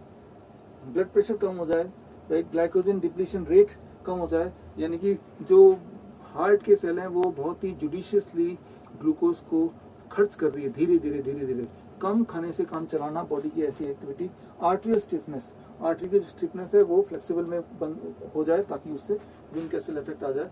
ये सारे बदलाव अगर आ जाएं, ये सारे अगर बदलाव उसी वक्त उस आदमी के अंदर आ जाए, उसी वक्त आ जाए जब उसको हार्ट अटैक आ रहा है, तो फिर उसका हार्ट अटैक वहीं का वहीं रुक सकता है। ये सारे बदलाव उसी वक्त उस इंसान के अंदर लाने के लिए सिर्फ एक काम अगर आप कर पाए कि उस इंसान को अगर हॉट वाटर टब में बिठा पाए, तो रिसर्च ये कहती है, ऐसा देखा गया है कि उसका हार्ट अटैक वहां पे हॉल्ट हो सकता है। His heart attack can be stopped, क्योंकि जैसे ही आप किसी भी इंसान को या मरते हुए सेल्स को इस तरह का पैसिव हीट देते हैं तो उसी वक्त उसके बॉडी में, उसके हार्ट के सेल्स में ये सारे बदलाव आते हैं उसी वक्त, मतलब विद इन 5 मिनट्स। रिसर्च ये कहती है 5 मिनट के अंदर वो बदलाव आते हैं, एंड ऑनगोइंग सेल डेथ जो हो रहा था वो वहीं पे हॉल्ट हो सकता है या हॉल्ट हो जाता है। लेकिन यहाँ पे एक चैलेंज ये आता है कि उतना बड़े टब में जहाँ पे 500 लीटर पानी की जरूरत है उसको गर्म करने में कुछ तो टाइम लगेगा, आधा घंटा लगेगा, पौना घंटा लगेगा या 15 मिनट लगेगा, कुछ तो टाइम लगेगा।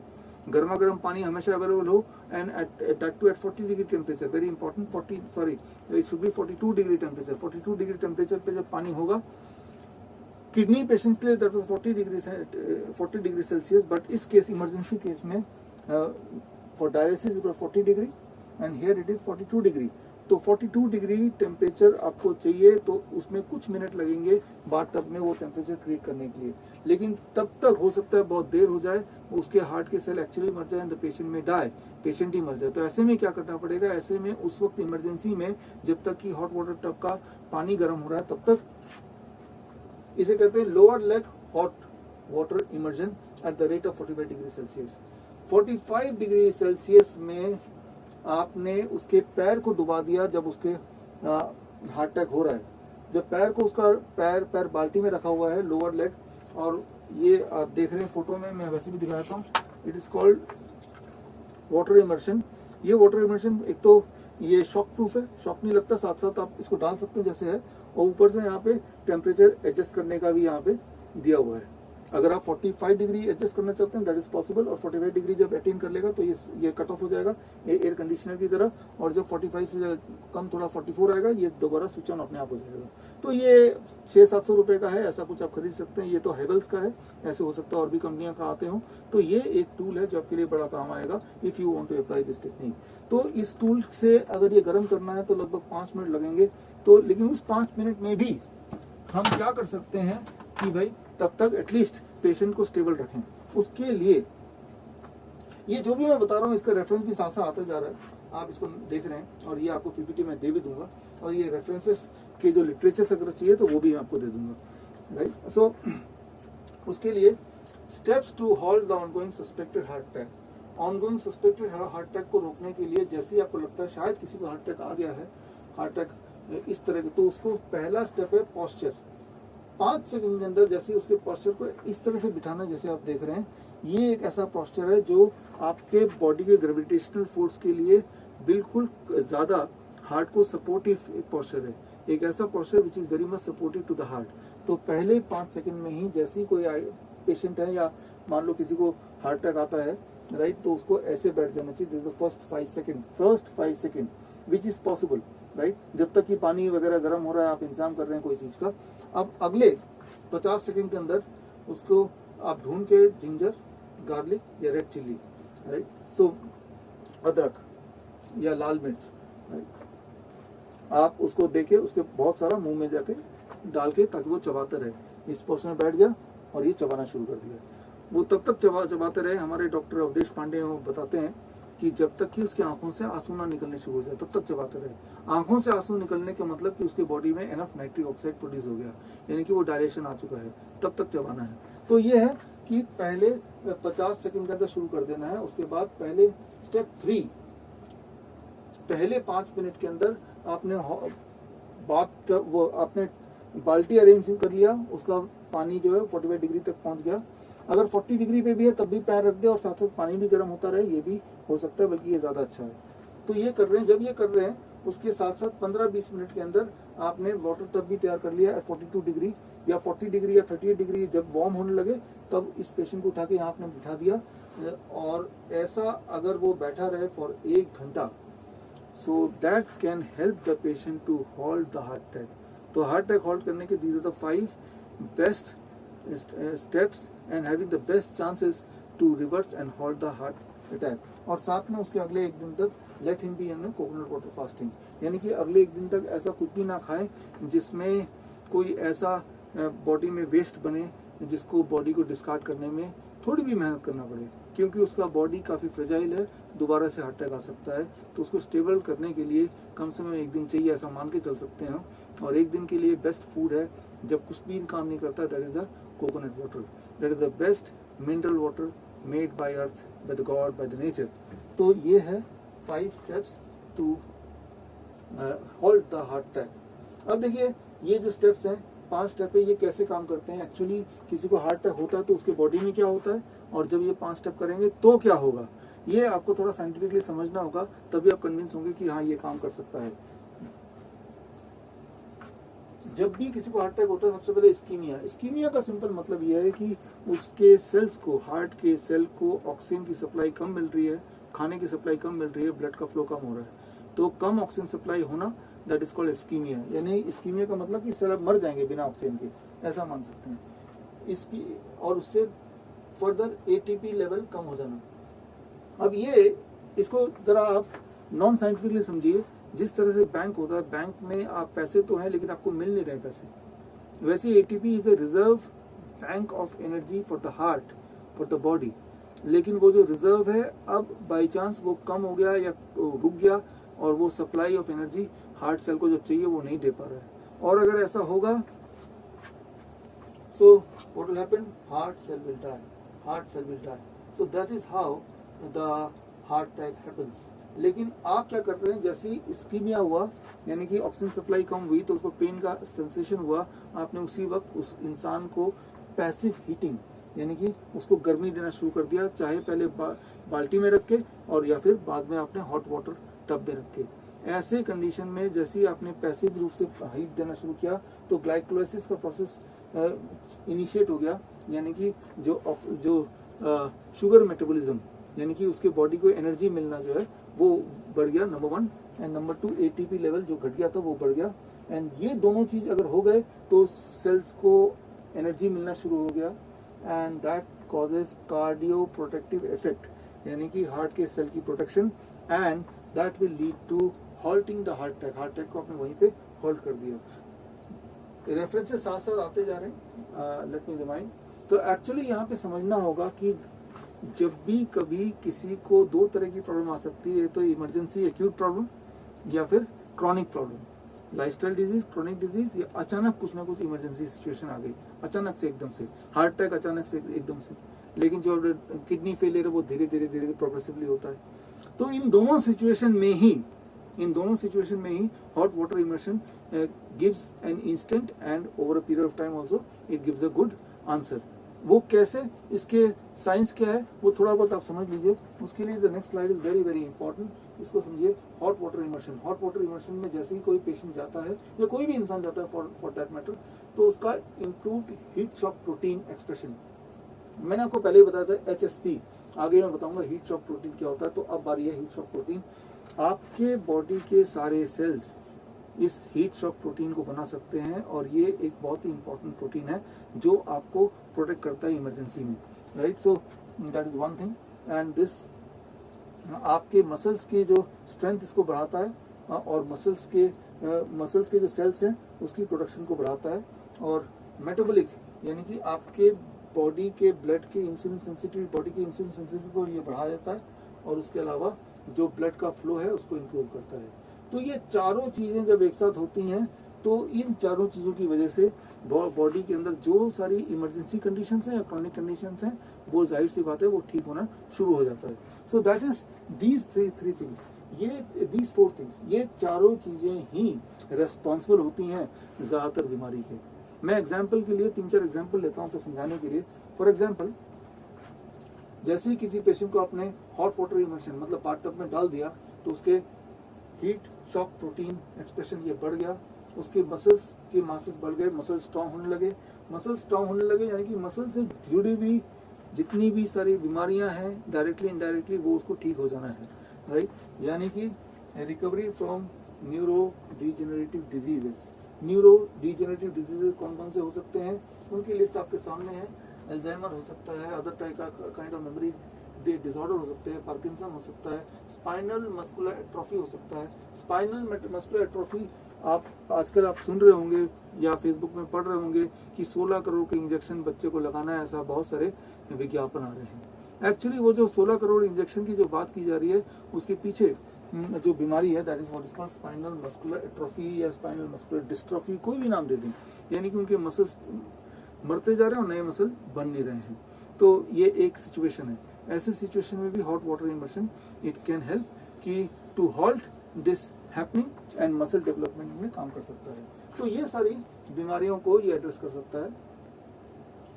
हॉट वाटर इमर्शन अगर 3 महीने कोई करता है फाइब्रोमाइल्जिया का पेशेंट, तो उसका पेन, उसका फैटीग, एंजाइटी, तो जो ये ट्रेनिंग का मुख्य पार्ट है emergency and pain management.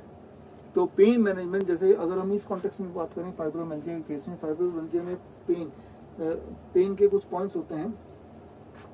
Tender point count, जहाँ जहाँ पेन होता है, टेंडर पॉइंट काउंट TPC, ये 18 पॉइंट्स हैं जहाँ जहाँ उसको दर्द होता है, जहाँ पे सूजन लगती है, जहाँ पे उसको टच करने से एहसास होता है। लेकिन जैसे ही वो हॉट वाटर तब यूज करेगा रोज, धीरे धीरे वो 18 का 17, 16 एक एक कम होता जाएगा and with in 3 months he will see कि ये सारे पॉइंट वैनिश हो गए, यानी कि अब उसको दर्द नहीं हो रहा है। तो पेन मैनेजमेंट की कोई दवा नहीं बनी है, लेकिन पेन मैनेजमेंट का भगवान का दिया हुआ तरीका है, that is by manipulating the gravitational resistance. हमारे बॉडी का जो ग्रेविटेशनल रेजिस्टेंस है उसको आपने मैनिपुलेट किया, चाहे उस इंसान को बाथटब में बिठा के, चाहे अगले क्लास में हम पढ़ेंगे नेक्स्ट सेशन में जो हेड डाउन टिल्ट वाला मेथड है उसको, लेकिन ये दोनों जब जुड़ जाते हैं और साथ में जो डाइट जुड़ जाता है, that becomes what is called magic, यानी कि जादू हो जाता है। हमने तो आंखों से देखा है, आप तब जब करेंगे तो आपको भी पता चलेगा। तो अब मान लो हम कैंसर की बात करते हैं, तो कैंसर के पेशेंट को अगर हम डाल देंगे हॉट वाटर टब में, अगर उनको ये थेरेपी करने बोलेंगे तो क्या होगा, इट विल कॉज हाइपरथर्मिया, यानी कि उनके बॉडी के सेल्स जैसे गर्म होंगे, दैट इज हाइपरथर्मिया, बॉडी के सेल्स का गर्म होना। बॉडी के सेल्स का गर्म होने से एक काम होता है कि बॉडी की इम्यून सेल्स बढ़ने लगते हैं। इम्यून सेल्स बढ़ने से कैंसर को मारने वाले जो केमिकल्स हैं बॉडी उसकी प्रोडक्शन बढ़ा देती है, and that can be in favour of cancer patient. तो ये तो हो गया कि pathologically how the patient will recover in long term, कुछ महीनों में वो कैसे ठीक होगा। लेकिन उसी वक्त उसको आराम देना है, मतलब पेन मैनेज करना है, उसका डिस्कम्फर्ट मैनेज करना है उसी वक्त। तो उस वक्त उसको क्या फायदा मिल रहा है, उसी वक्त उसको काम कर रहा है, उसको स्लीपीनेस को, उसको नींद दिला रहा है, उसको सिडेशन ला रहा है। और ये जो है hot water therapy specially for cancer patient, ये एक एनेस्थीसिया की तरह काम करता है, लाइट एनेस्थीसिया, यानी कि जो पेन का एहसास है उस सेंसेशन को धीरे धीरे कम करता है without giving any side effect. तो ये सारा इमीडिएट रिलीफ एंड ये सारा long term cure, immediate relief and long term cure. So you are achieving 2 goals, एक तो पेशेंट को लॉन्ग टर्म में ठीक भी कर रहे हैं, और दूसरा उसको उस वक्त जो आराम की जरूरत है, जिसके लिए तड़प रहा था, जिसके लिए वो सोच रहा था कि वो हॉस्पिटल जाके मुझे कुछ मिल जाएगा जिससे मुझे थोड़ा आराम का एहसास हो जाए, वो भी हॉस्पिटल जैसा आराम नहीं, उससे कई गुना ज्यादा अच्छा आराम आप दिला सकते हैं बाय इंक्लूडिंग दिस थेरेपी। तो इमरजेंसी में इमरजेंसी मैनेजमेंट या long term relief, in both the cases it works simultaneously. अब इसको इमरजेंसी मैनेजमेंट में 1-2 एग्जांपल और कर लेते हैं आज। जैसे मान लो treatment of sting bites, right, अगर कोई मधुमक्खी काट ले मान लीजिए, या छोटा मोटा कोई स्पाइडर काट ले मान लीजिए, तो इस तरह के जो क्रिएचर्स हैं, रेप्टाइल्स हैं, फिशेज हैं, वो काट ले, और उस काटने के बाद अगर बहुत तेजी से पेन होता है तो उस पेन को आप कैसे मैनेज करेंगे। अगेन आप hot water immersion, localized hot water immersion की मदद ले सकते हैं, and that can help you to give you the biggest relief with zero side effect. तो करना क्या होगा, स्टेप वाइज, मान लो हाथ में काट लिया मधुमक्खी ने, या कोई ऐसे इंसेक्ट ने जिससे बहुत ज्यादा दर्द हो रहा है, तो स्टेप 1 आपको पानी लेना है, और पानी का टेम्परेचर इस केस में it should be about 50 degree celsius, 50 degree पे पानी का टेम्परेचर होगा, और 50 डिग्री के पानी के टेम्परेचर पे अगर आपने जहाँ काटा उसको आपने डाल दिया, और तो फिर और डाल के 30 मिनट्स टू 90 मिनट्स रखा, तो पेन रिड्यूस होना शुरू हो जाता है। और वो पेन रिड्यूस कैसे होता है, जो डंक मारने के बाद जो प्रोटीन वो डालता है इंसेक्ट, वो प्रोटीन को डिसइंटीग्रेट करने के लिए हाई टेम्परेचर की जरूरत होती है। तो पेशेंट्स को हम बोलते हैं यू पुट योर फिंगर और that part of the body, अगर वो पैर है तो पैर, at 50 degree celsius. 50 degree celsius कैसे पता चलेगा, एक काम कीजिए, आप इस तरह का एक थर्मोमीटर जो आप देख रहे हैं स्क्रीन पे, ऐसा एक थर्मोमीटर आप खरीद लीजिए, या फिर आप डिजिटल ऐसा थर्मोमीटर भी, वाटर थर्मोमीटर खरीद लीजिए।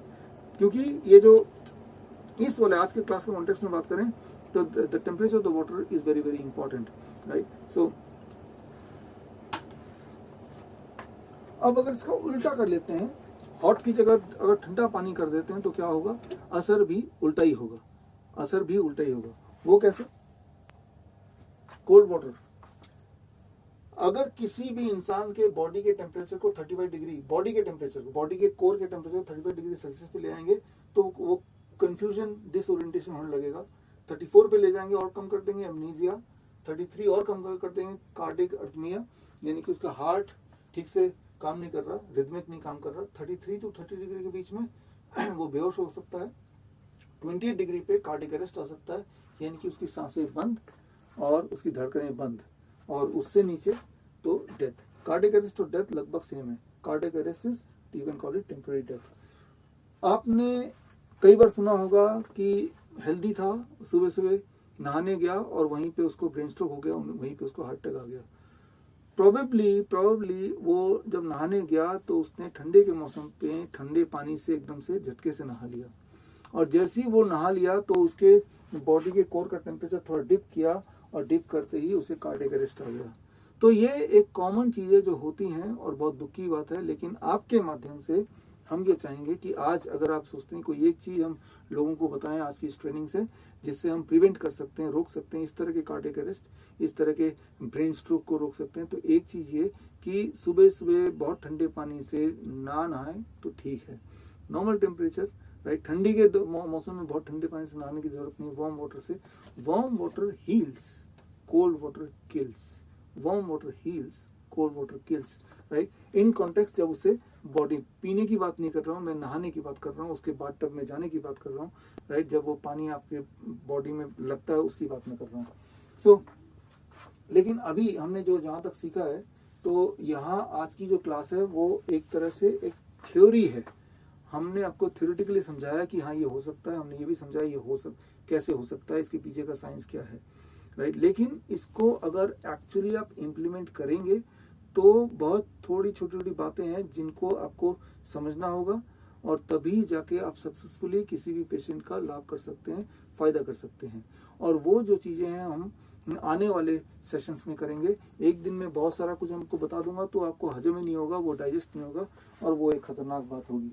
तो इसीलिए आज हमने यहाँ तक किया।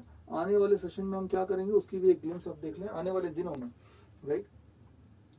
Criteria for dialysis and drug tapering. देखिए यहाँ पे दो हिस्से हैं। एक हिस्सा आप ये थेरेपी दे रहे हैं, लेकिन जब ये थेरेपी देंगे तो उस पेशेंट का ब्लड प्रेशर ड्रॉप होगा। जब ये थेरेपी देंगे उसकी यूरिनेशन की क्वांटिटी बढ़ेगी, उसका क्रिएटिनिन क्लियरेंस घटेगा, और उसके अंदर बॉडी में जो सूजन है वो भी घटेगी। तो उसके सिम्टोमेटिक बहुत सारे बदलाव आएंगे। जैसे जैसे सिम्टोमेटिक बदलाव आएंगे वैसे वैसे दवाइयाँ टेपर डाउन करना है, वैसे वैसे डायलिसिस की फ्रीक्वेंसी खत्म करनी है, राइट। तो ये सारी चीज़ें आपको मैनेज करना है। तो ये सारी चीज़ें मैनेज तभी कर पाएंगे जब वो सारे पहलू को आप समझ पाएंगे कि वो सब होते कितने हैं, वो पैरामीटर्स क्या हैं, वो आपको समझना होगा। फिर दूसरी इंपॉर्टेंट बात है कि आप बोलेंगे भाई ये कौन सी बड़ी बात है, बाथ टब में तो कोई भी बैठता है, आप लोगों के घर में होता ही है। जो मैं बाथ टब की बात कर रहा हूँ वो बाथ टब की बात नहीं कर रहा हूँ जो लोगों के घर में होती है। लोगों के घर में या आपके घर में अगर बाथ टब होगा, वहाँ बैठ के देखिए, वहाँ पे सबसे पहली प्रॉब्लम है कि जब उस पर बैठेंगे तो आप सिर्फ यहीं तक, बहुत वो शैलो होता है, आप यहीं तक डूब पाएंगे, यहाँ तक नहीं डूब पाएंगे, राइट। तो जब हमारा बॉडी एक पर्टिकुलर डेप्थ पे डूबा रहता है और एक पर्टिकुलर पोस्चर पे रहता है for a particular amount of time at a particular temperature, तब जाके ये सारे बॉडी में केमिकल या फिजियोलॉजिकल असर होते हैं। तो वो जो छोटी छोटी बातें हैं वो आपको समझना होगा।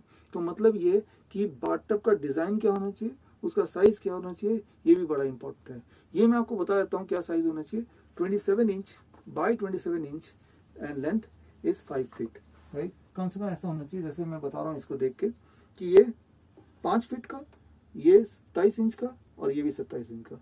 सो इस वाले डायमेंशन का अगर बाथटब होगा देन इट विल वर्क। यानी कि अगर आप में से कुछ लोग मोटिवेट होकर बाथटब खरीदने चाहते हैं तो कम से कम ये डायमेंशन जरूर देख लीजिए। दूसरी बात, उसमें गर्म पानी होल्ड करने की क्षमता। कुछ बाथटब ऐसे होते हैं जो फोल्डिंग वाले होते हैं कि हवा भर दो वो बड़ा हो जाएगा, लेकिन उसमें इतना गर्म पानी डालेंगे तो वो पिचक जाएगा, वो पिघल जाएगा, तो यानी कि वो भी सूटेबल नहीं है। तो या फिर मैं अगले ट्रेनिंग में बताऊंगा कि आप खुद ही अपना बाथटब क्रिएट भी कर सकते हैं, बना भी सकते हैं। हमने तो अपने लिए खुद बनाया, क्योंकि मैंने बहुत ढूंढा और घर में जगह भी नहीं होती, बहुत लोगों के पेशेंट घर में जगह भी नहीं होगी इतना बड़ा बाथटब रखे। तो एक ऐसा बाथटब जो फोल्ड होके कोने में आ जाए, क्रिकेट बैट की तरह जितना साइज में आ जाए, और जब चाहे उसको खोल लो और फिर उसको यूज़ कर लो, दोबारा फोल्ड कर दो। इस तरह से हमें सोल्यूशन देने पड़ेंगे ताकि सस्ता सोल्यूशन हो, और जिनके घर में जगह ही नहीं है, जो कि ज़्यादातर घर में हो ही सकता है, तो वो भी उसको यूज़ कर पाए। तो ये सारी चीज़ें किस तरह सबको बनाना है इस चीज़ को, ये भी हम आगे सीखेंगे। तो यहाँ पे छोटे छोटे जो बहुत सारे पैरामीटर्स हैं वो आपको बहुत ही माइन्यूटली सीखना पड़ेगा। अब देखिए यहाँ पे we are talking of grade system. इसमें ग्रेड लेवल 1 है टू लेवल 5 है। अलग अलग डायलिसिस पेशेंट्स के लिए उनके सीवियरिटी के हिसाब से, उनके सिम्टोमेटिक उस वक्त स्थिति क्या है उसके हिसाब से, उनके मेडिकल हिस्ट्री के हिसाब से, उनके और क्या बीमारी है उसके हिसाब से ये ग्रेड 1 टू ग्रेड 5 में अलग अलग लेवल्स में कौन से लेवल यूज़ करना है, ये सारा आपको समझना पड़ेगा, जो हम अगले सेशन में समझाएंगे। या फिर ग्रेड 0 भी होता है फाइब्रोमियल्जिया के पेशेंट के लिए, हार्ट के पेशेंट के लिए। या फिर postural medicine, there are other kind of postural medicine also. ये पॉस्चुरल मेडिसिन भी बोलते हैं कुछ लोग इसको ग्रेविटेशन रेजिस्टेंस भी बोलते हैं मेडिकल लिटरेचर में, लेकिन बात सेम ही है। तो इसके अलावा भी there are many more manipulations जिससे आप बहुत सारी मेडिकल इमरजेंसीज को बहुत ही आसानी से मुफ्त में हैंडल कर सकते हैं। हॉस्पिटल जैसा नहीं, हॉस्पिटल से मच बेटर, फास्टर, उससे ज़्यादा तेजी से, and safer, right, without any side effect, and with the long term benefit, with zero cost, and independently depending on self. उसको ऐसे कोई औजार नहीं चाहिए, हथियार नहीं चाहिए, बड़ी टीम नहीं चाहिए, कहीं भी आप कर सकते हैं। सो वो सारी चीज़ें it comes under postural medicine for emergency situation, जो हम आगे देखेंगे। और एक चीज जो हम पिछले अगले पूरे ट्रेनिंग में आप उम्मीद कर सकते हैं, that is the peace protocol. Peace protocol का एक पार्ट आज हमने किया, that is P postural medicine, and E stands for elimination. तो हमने क्या किया, हॉट वाटर बात में रख के उसके बॉडी से जो टॉक्सिक को एलिमिनेट किया, यूरिया को कम कर दिया, सोडियम को कम कर दिया, पोटेशियम को कम कर दिया, स्वेलिंग जो थी उसके अंदर फ्लूइड डिपॉजिट उसको कम कर दिया, यूरिन आउटपुट को बढ़ा दिया। तो आप क्या कर रहे हैं, you are achieving an elimination. वो जो वेस्ट है, वो जो राख है, वो जो ऐश है, जो बॉडी से बॉडी बाहर निकाल नहीं पा रही है, बॉडी को आपने सपोर्ट किया, जिसकी वजह से उसको डायलिसिस पे जाना पड़ रहा था, उसको आपने सपोर्ट किया, आपने एलिमिनेशन में मदद की। तो आज हमने जो थ्योरेटिकली सीखा, प्रैक्टिकली नहीं बोलूंगा क्योंकि इतना नॉलेज के बाद आप समझ तो गए हैं, लेकिन किसी पेशेंट में इंप्लीमेंट करने से थोड़ा डरेंगे। लेकिन एटलीस्ट आप ये समझ गए हैं कि कुछ ना कुछ हो सकता है, इतना तो आई एम श्योर कि आप समझ गए होंगे। तो P the postural medicine, right, जैसे स्कूटर वाला था वो पॉस्चुरल मेडिसिन था, स्कूटर को टिल्ट किया तो पॉस्चर चेंज किया and he got the solution, वो आगे बढ़ गया, राइट।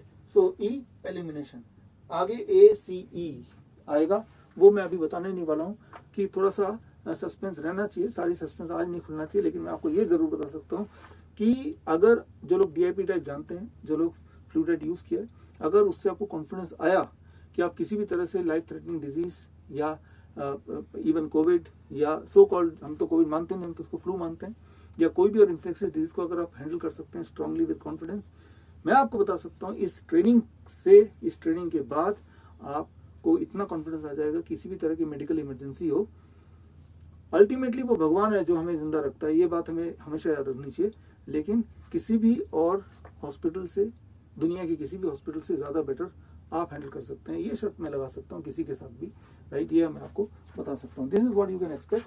लेकिन उसके लिए आपको थ्योरेटिकली सारा समझना है, और ऑनलाइन के माध्यम से जितना हो सके मैं प्रैक्टिकली जितना आपको करवा सकता हूँ वो भी हम कोशिश करेंगे।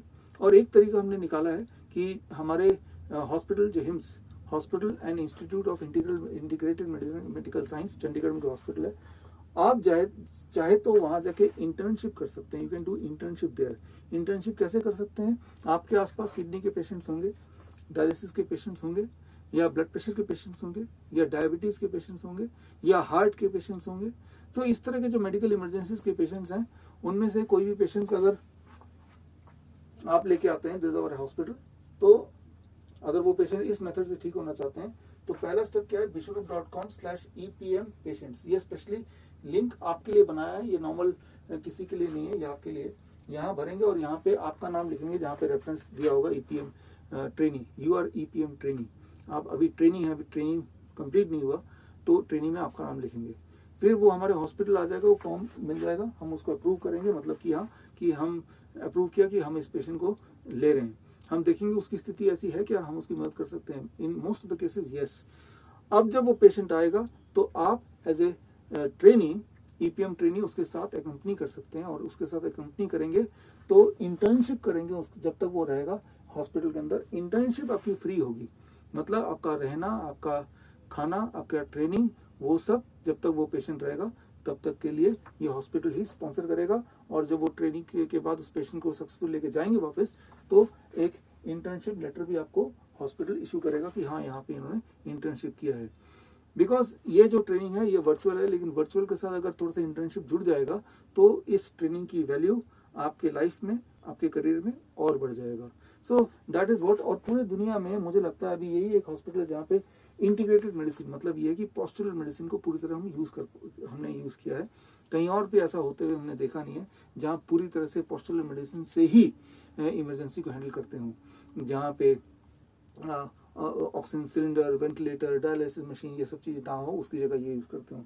We are and this the I think in India at least is the first hospital and only hospital. तो इस तरह की इंटर्नशिप करने के लिए आपका यहाँ स्वागत है। और इंटर्नशिप करने के 2 ही स्टेप हैं। पहला स्टेप कि पेशेंट यहाँ भरेगा आपके बिहाफ पे, जिनको भी आप रिकमेंड करेंगे, और दूसरा स्टेप हम उसको अप्रूव करेंगे। अप्रूव करने में ये भी लिख देंगे कि कितने दिन यहाँ पे रहेगा पेशेंट, कितने दिन में ठीक हो सकता है, या एटलीस्ट रीजनेबली ठीक हो सकता है, और कौन से डेट को आना है, कौन से डेट को जाना है, सारी चीज़ें हम पहले से ही उस पेशेंट को बताएंगे, और तब आप उनके साथ आके you can do the internship and that will be great. लेकिन ये इंटर्नशिप ट्रेनिंग का रूल तभी तक लागू होगा जब तक ये ट्रेनिंग पीरियड है। ये ट्रेनिंग पीरियड लगभग 1.5-2 महीने का है, तब तक ही वहाँ पे आके कर सकते हैं। उसके बाद के नियम क्या होंगे, उसके बाद इंटर्नशिप की फीस वगैरह क्या होगी, अगर तो होगी, तो वो सब चीज़ें अभी हम डिस्कस नहीं कर सकते, लेकिन अभी तक का तो आपके पास ये तरीका है। अदरवाइज हम कोशिश करेंगे इस ऑनलाइन के माध्यम से ही जितनी सारी नॉलेज हम दे पाएँ, जिससे आप इतना कॉन्फिडेंट फील कर पाएँ कि आप इसको अपने लिए, अपने अपनों के लिए प्रैक्टिस में ला पाएँ। That is what is the intention. तो यहाँ पे अब सबसे इम्पोर्टेंट बात है हमारी क्लास कब कब होगी।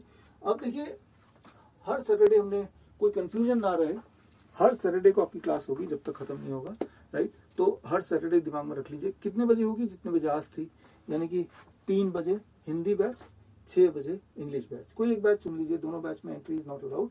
तो अगली क्लास इस हिसाब से 2 तारीख को होगी, 2 अक्टूबर। अगली क्लास के लिए जो लिंक है, जिस लिंक में जाके आपको लॉगिन करना है, वो लिंक आपको इसी वक्त चैट पे भेजा जा रहा है, और वो लिंक आप देखेंगे, और वो लिंक आप लेके, इस बार तो हमने कॉल भी किया, ईमेल भी किया, और कुछ लोगों को व्हाट्सएप से भी हमने कांटेक्ट करने की कोशिश की, क्योंकि ये पहली बार था। लेकिन अब इस ट्रेनिंग में ये एज्यूम्ड है कि अगली बार इस बार की तरह पहले से ही आप रजिस्टर कर लेंगे और टाइम पे लॉगिन हो जाएंगे, तो इस तरह से चलता रहेगा। तो नेक्स्ट टाइम हम आपको रिमाइंड नहीं भी करा सकते, हम सारा फोकस कर रहे हैं आपको, आपकी ट्रेनिंग को तैयार करने में, लेकिन आपको ये लिंक अभी चैट में आ गया होगा, नहीं आया तो आ जाएगा। आप चैट से वो लिंक ले लीजिए, और लेके अभी से मंडे को ही, सैटरडे मंडे को ही आप रजिस्टर कर लीजिए।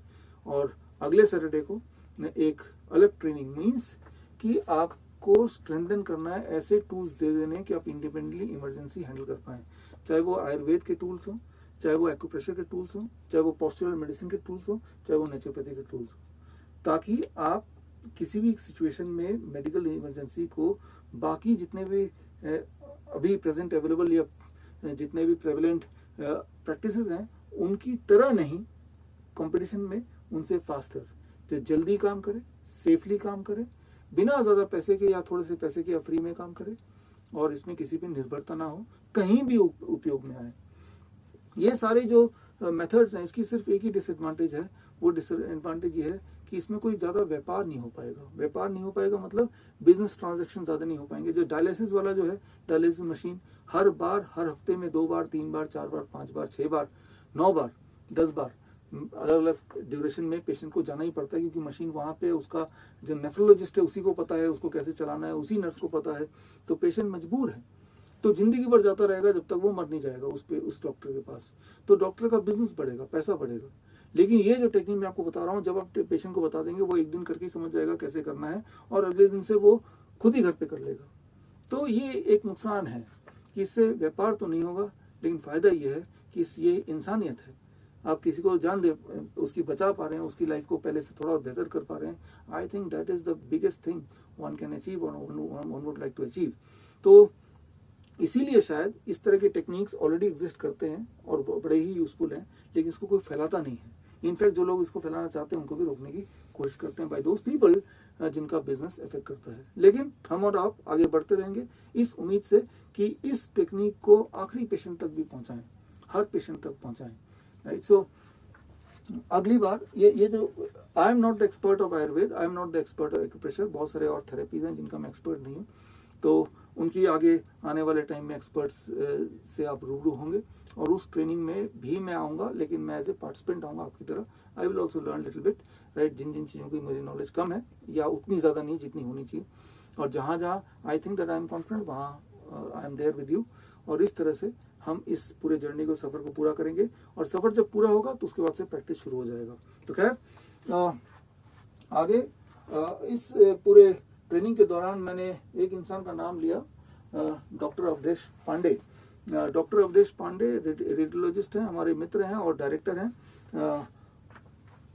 हिम्स हॉस्पिटल के। इनके कई सारे सेंटर्स हैं पूरे देश में, डायग्नोस्टिक सेंटर्स हैं, लेकिन ये डॉक्टर ज़रा हटके हैं, दिखने में ही नहीं, दिखने में बड़े स्टाइलिश, और बातों में भी इनकी जो सोच है वो वही सोच है जो हमारे डॉक्टर तुमाने जी की सोच है, जो डॉक्टर अमर सिंह आज़ाद जी की सोच है, जो आचार्य मनीष की सोच है, और जो हमारी और आपकी सोच है कि पेशेंट को फ़ायदा पहुंचना चाहिए, कम से कम टाइम में, कम से कम पैसे में, और वो लंबे समय तक फ्री रहे, दवाई से भी, डिजीज से भी, और डॉक्टर से भी।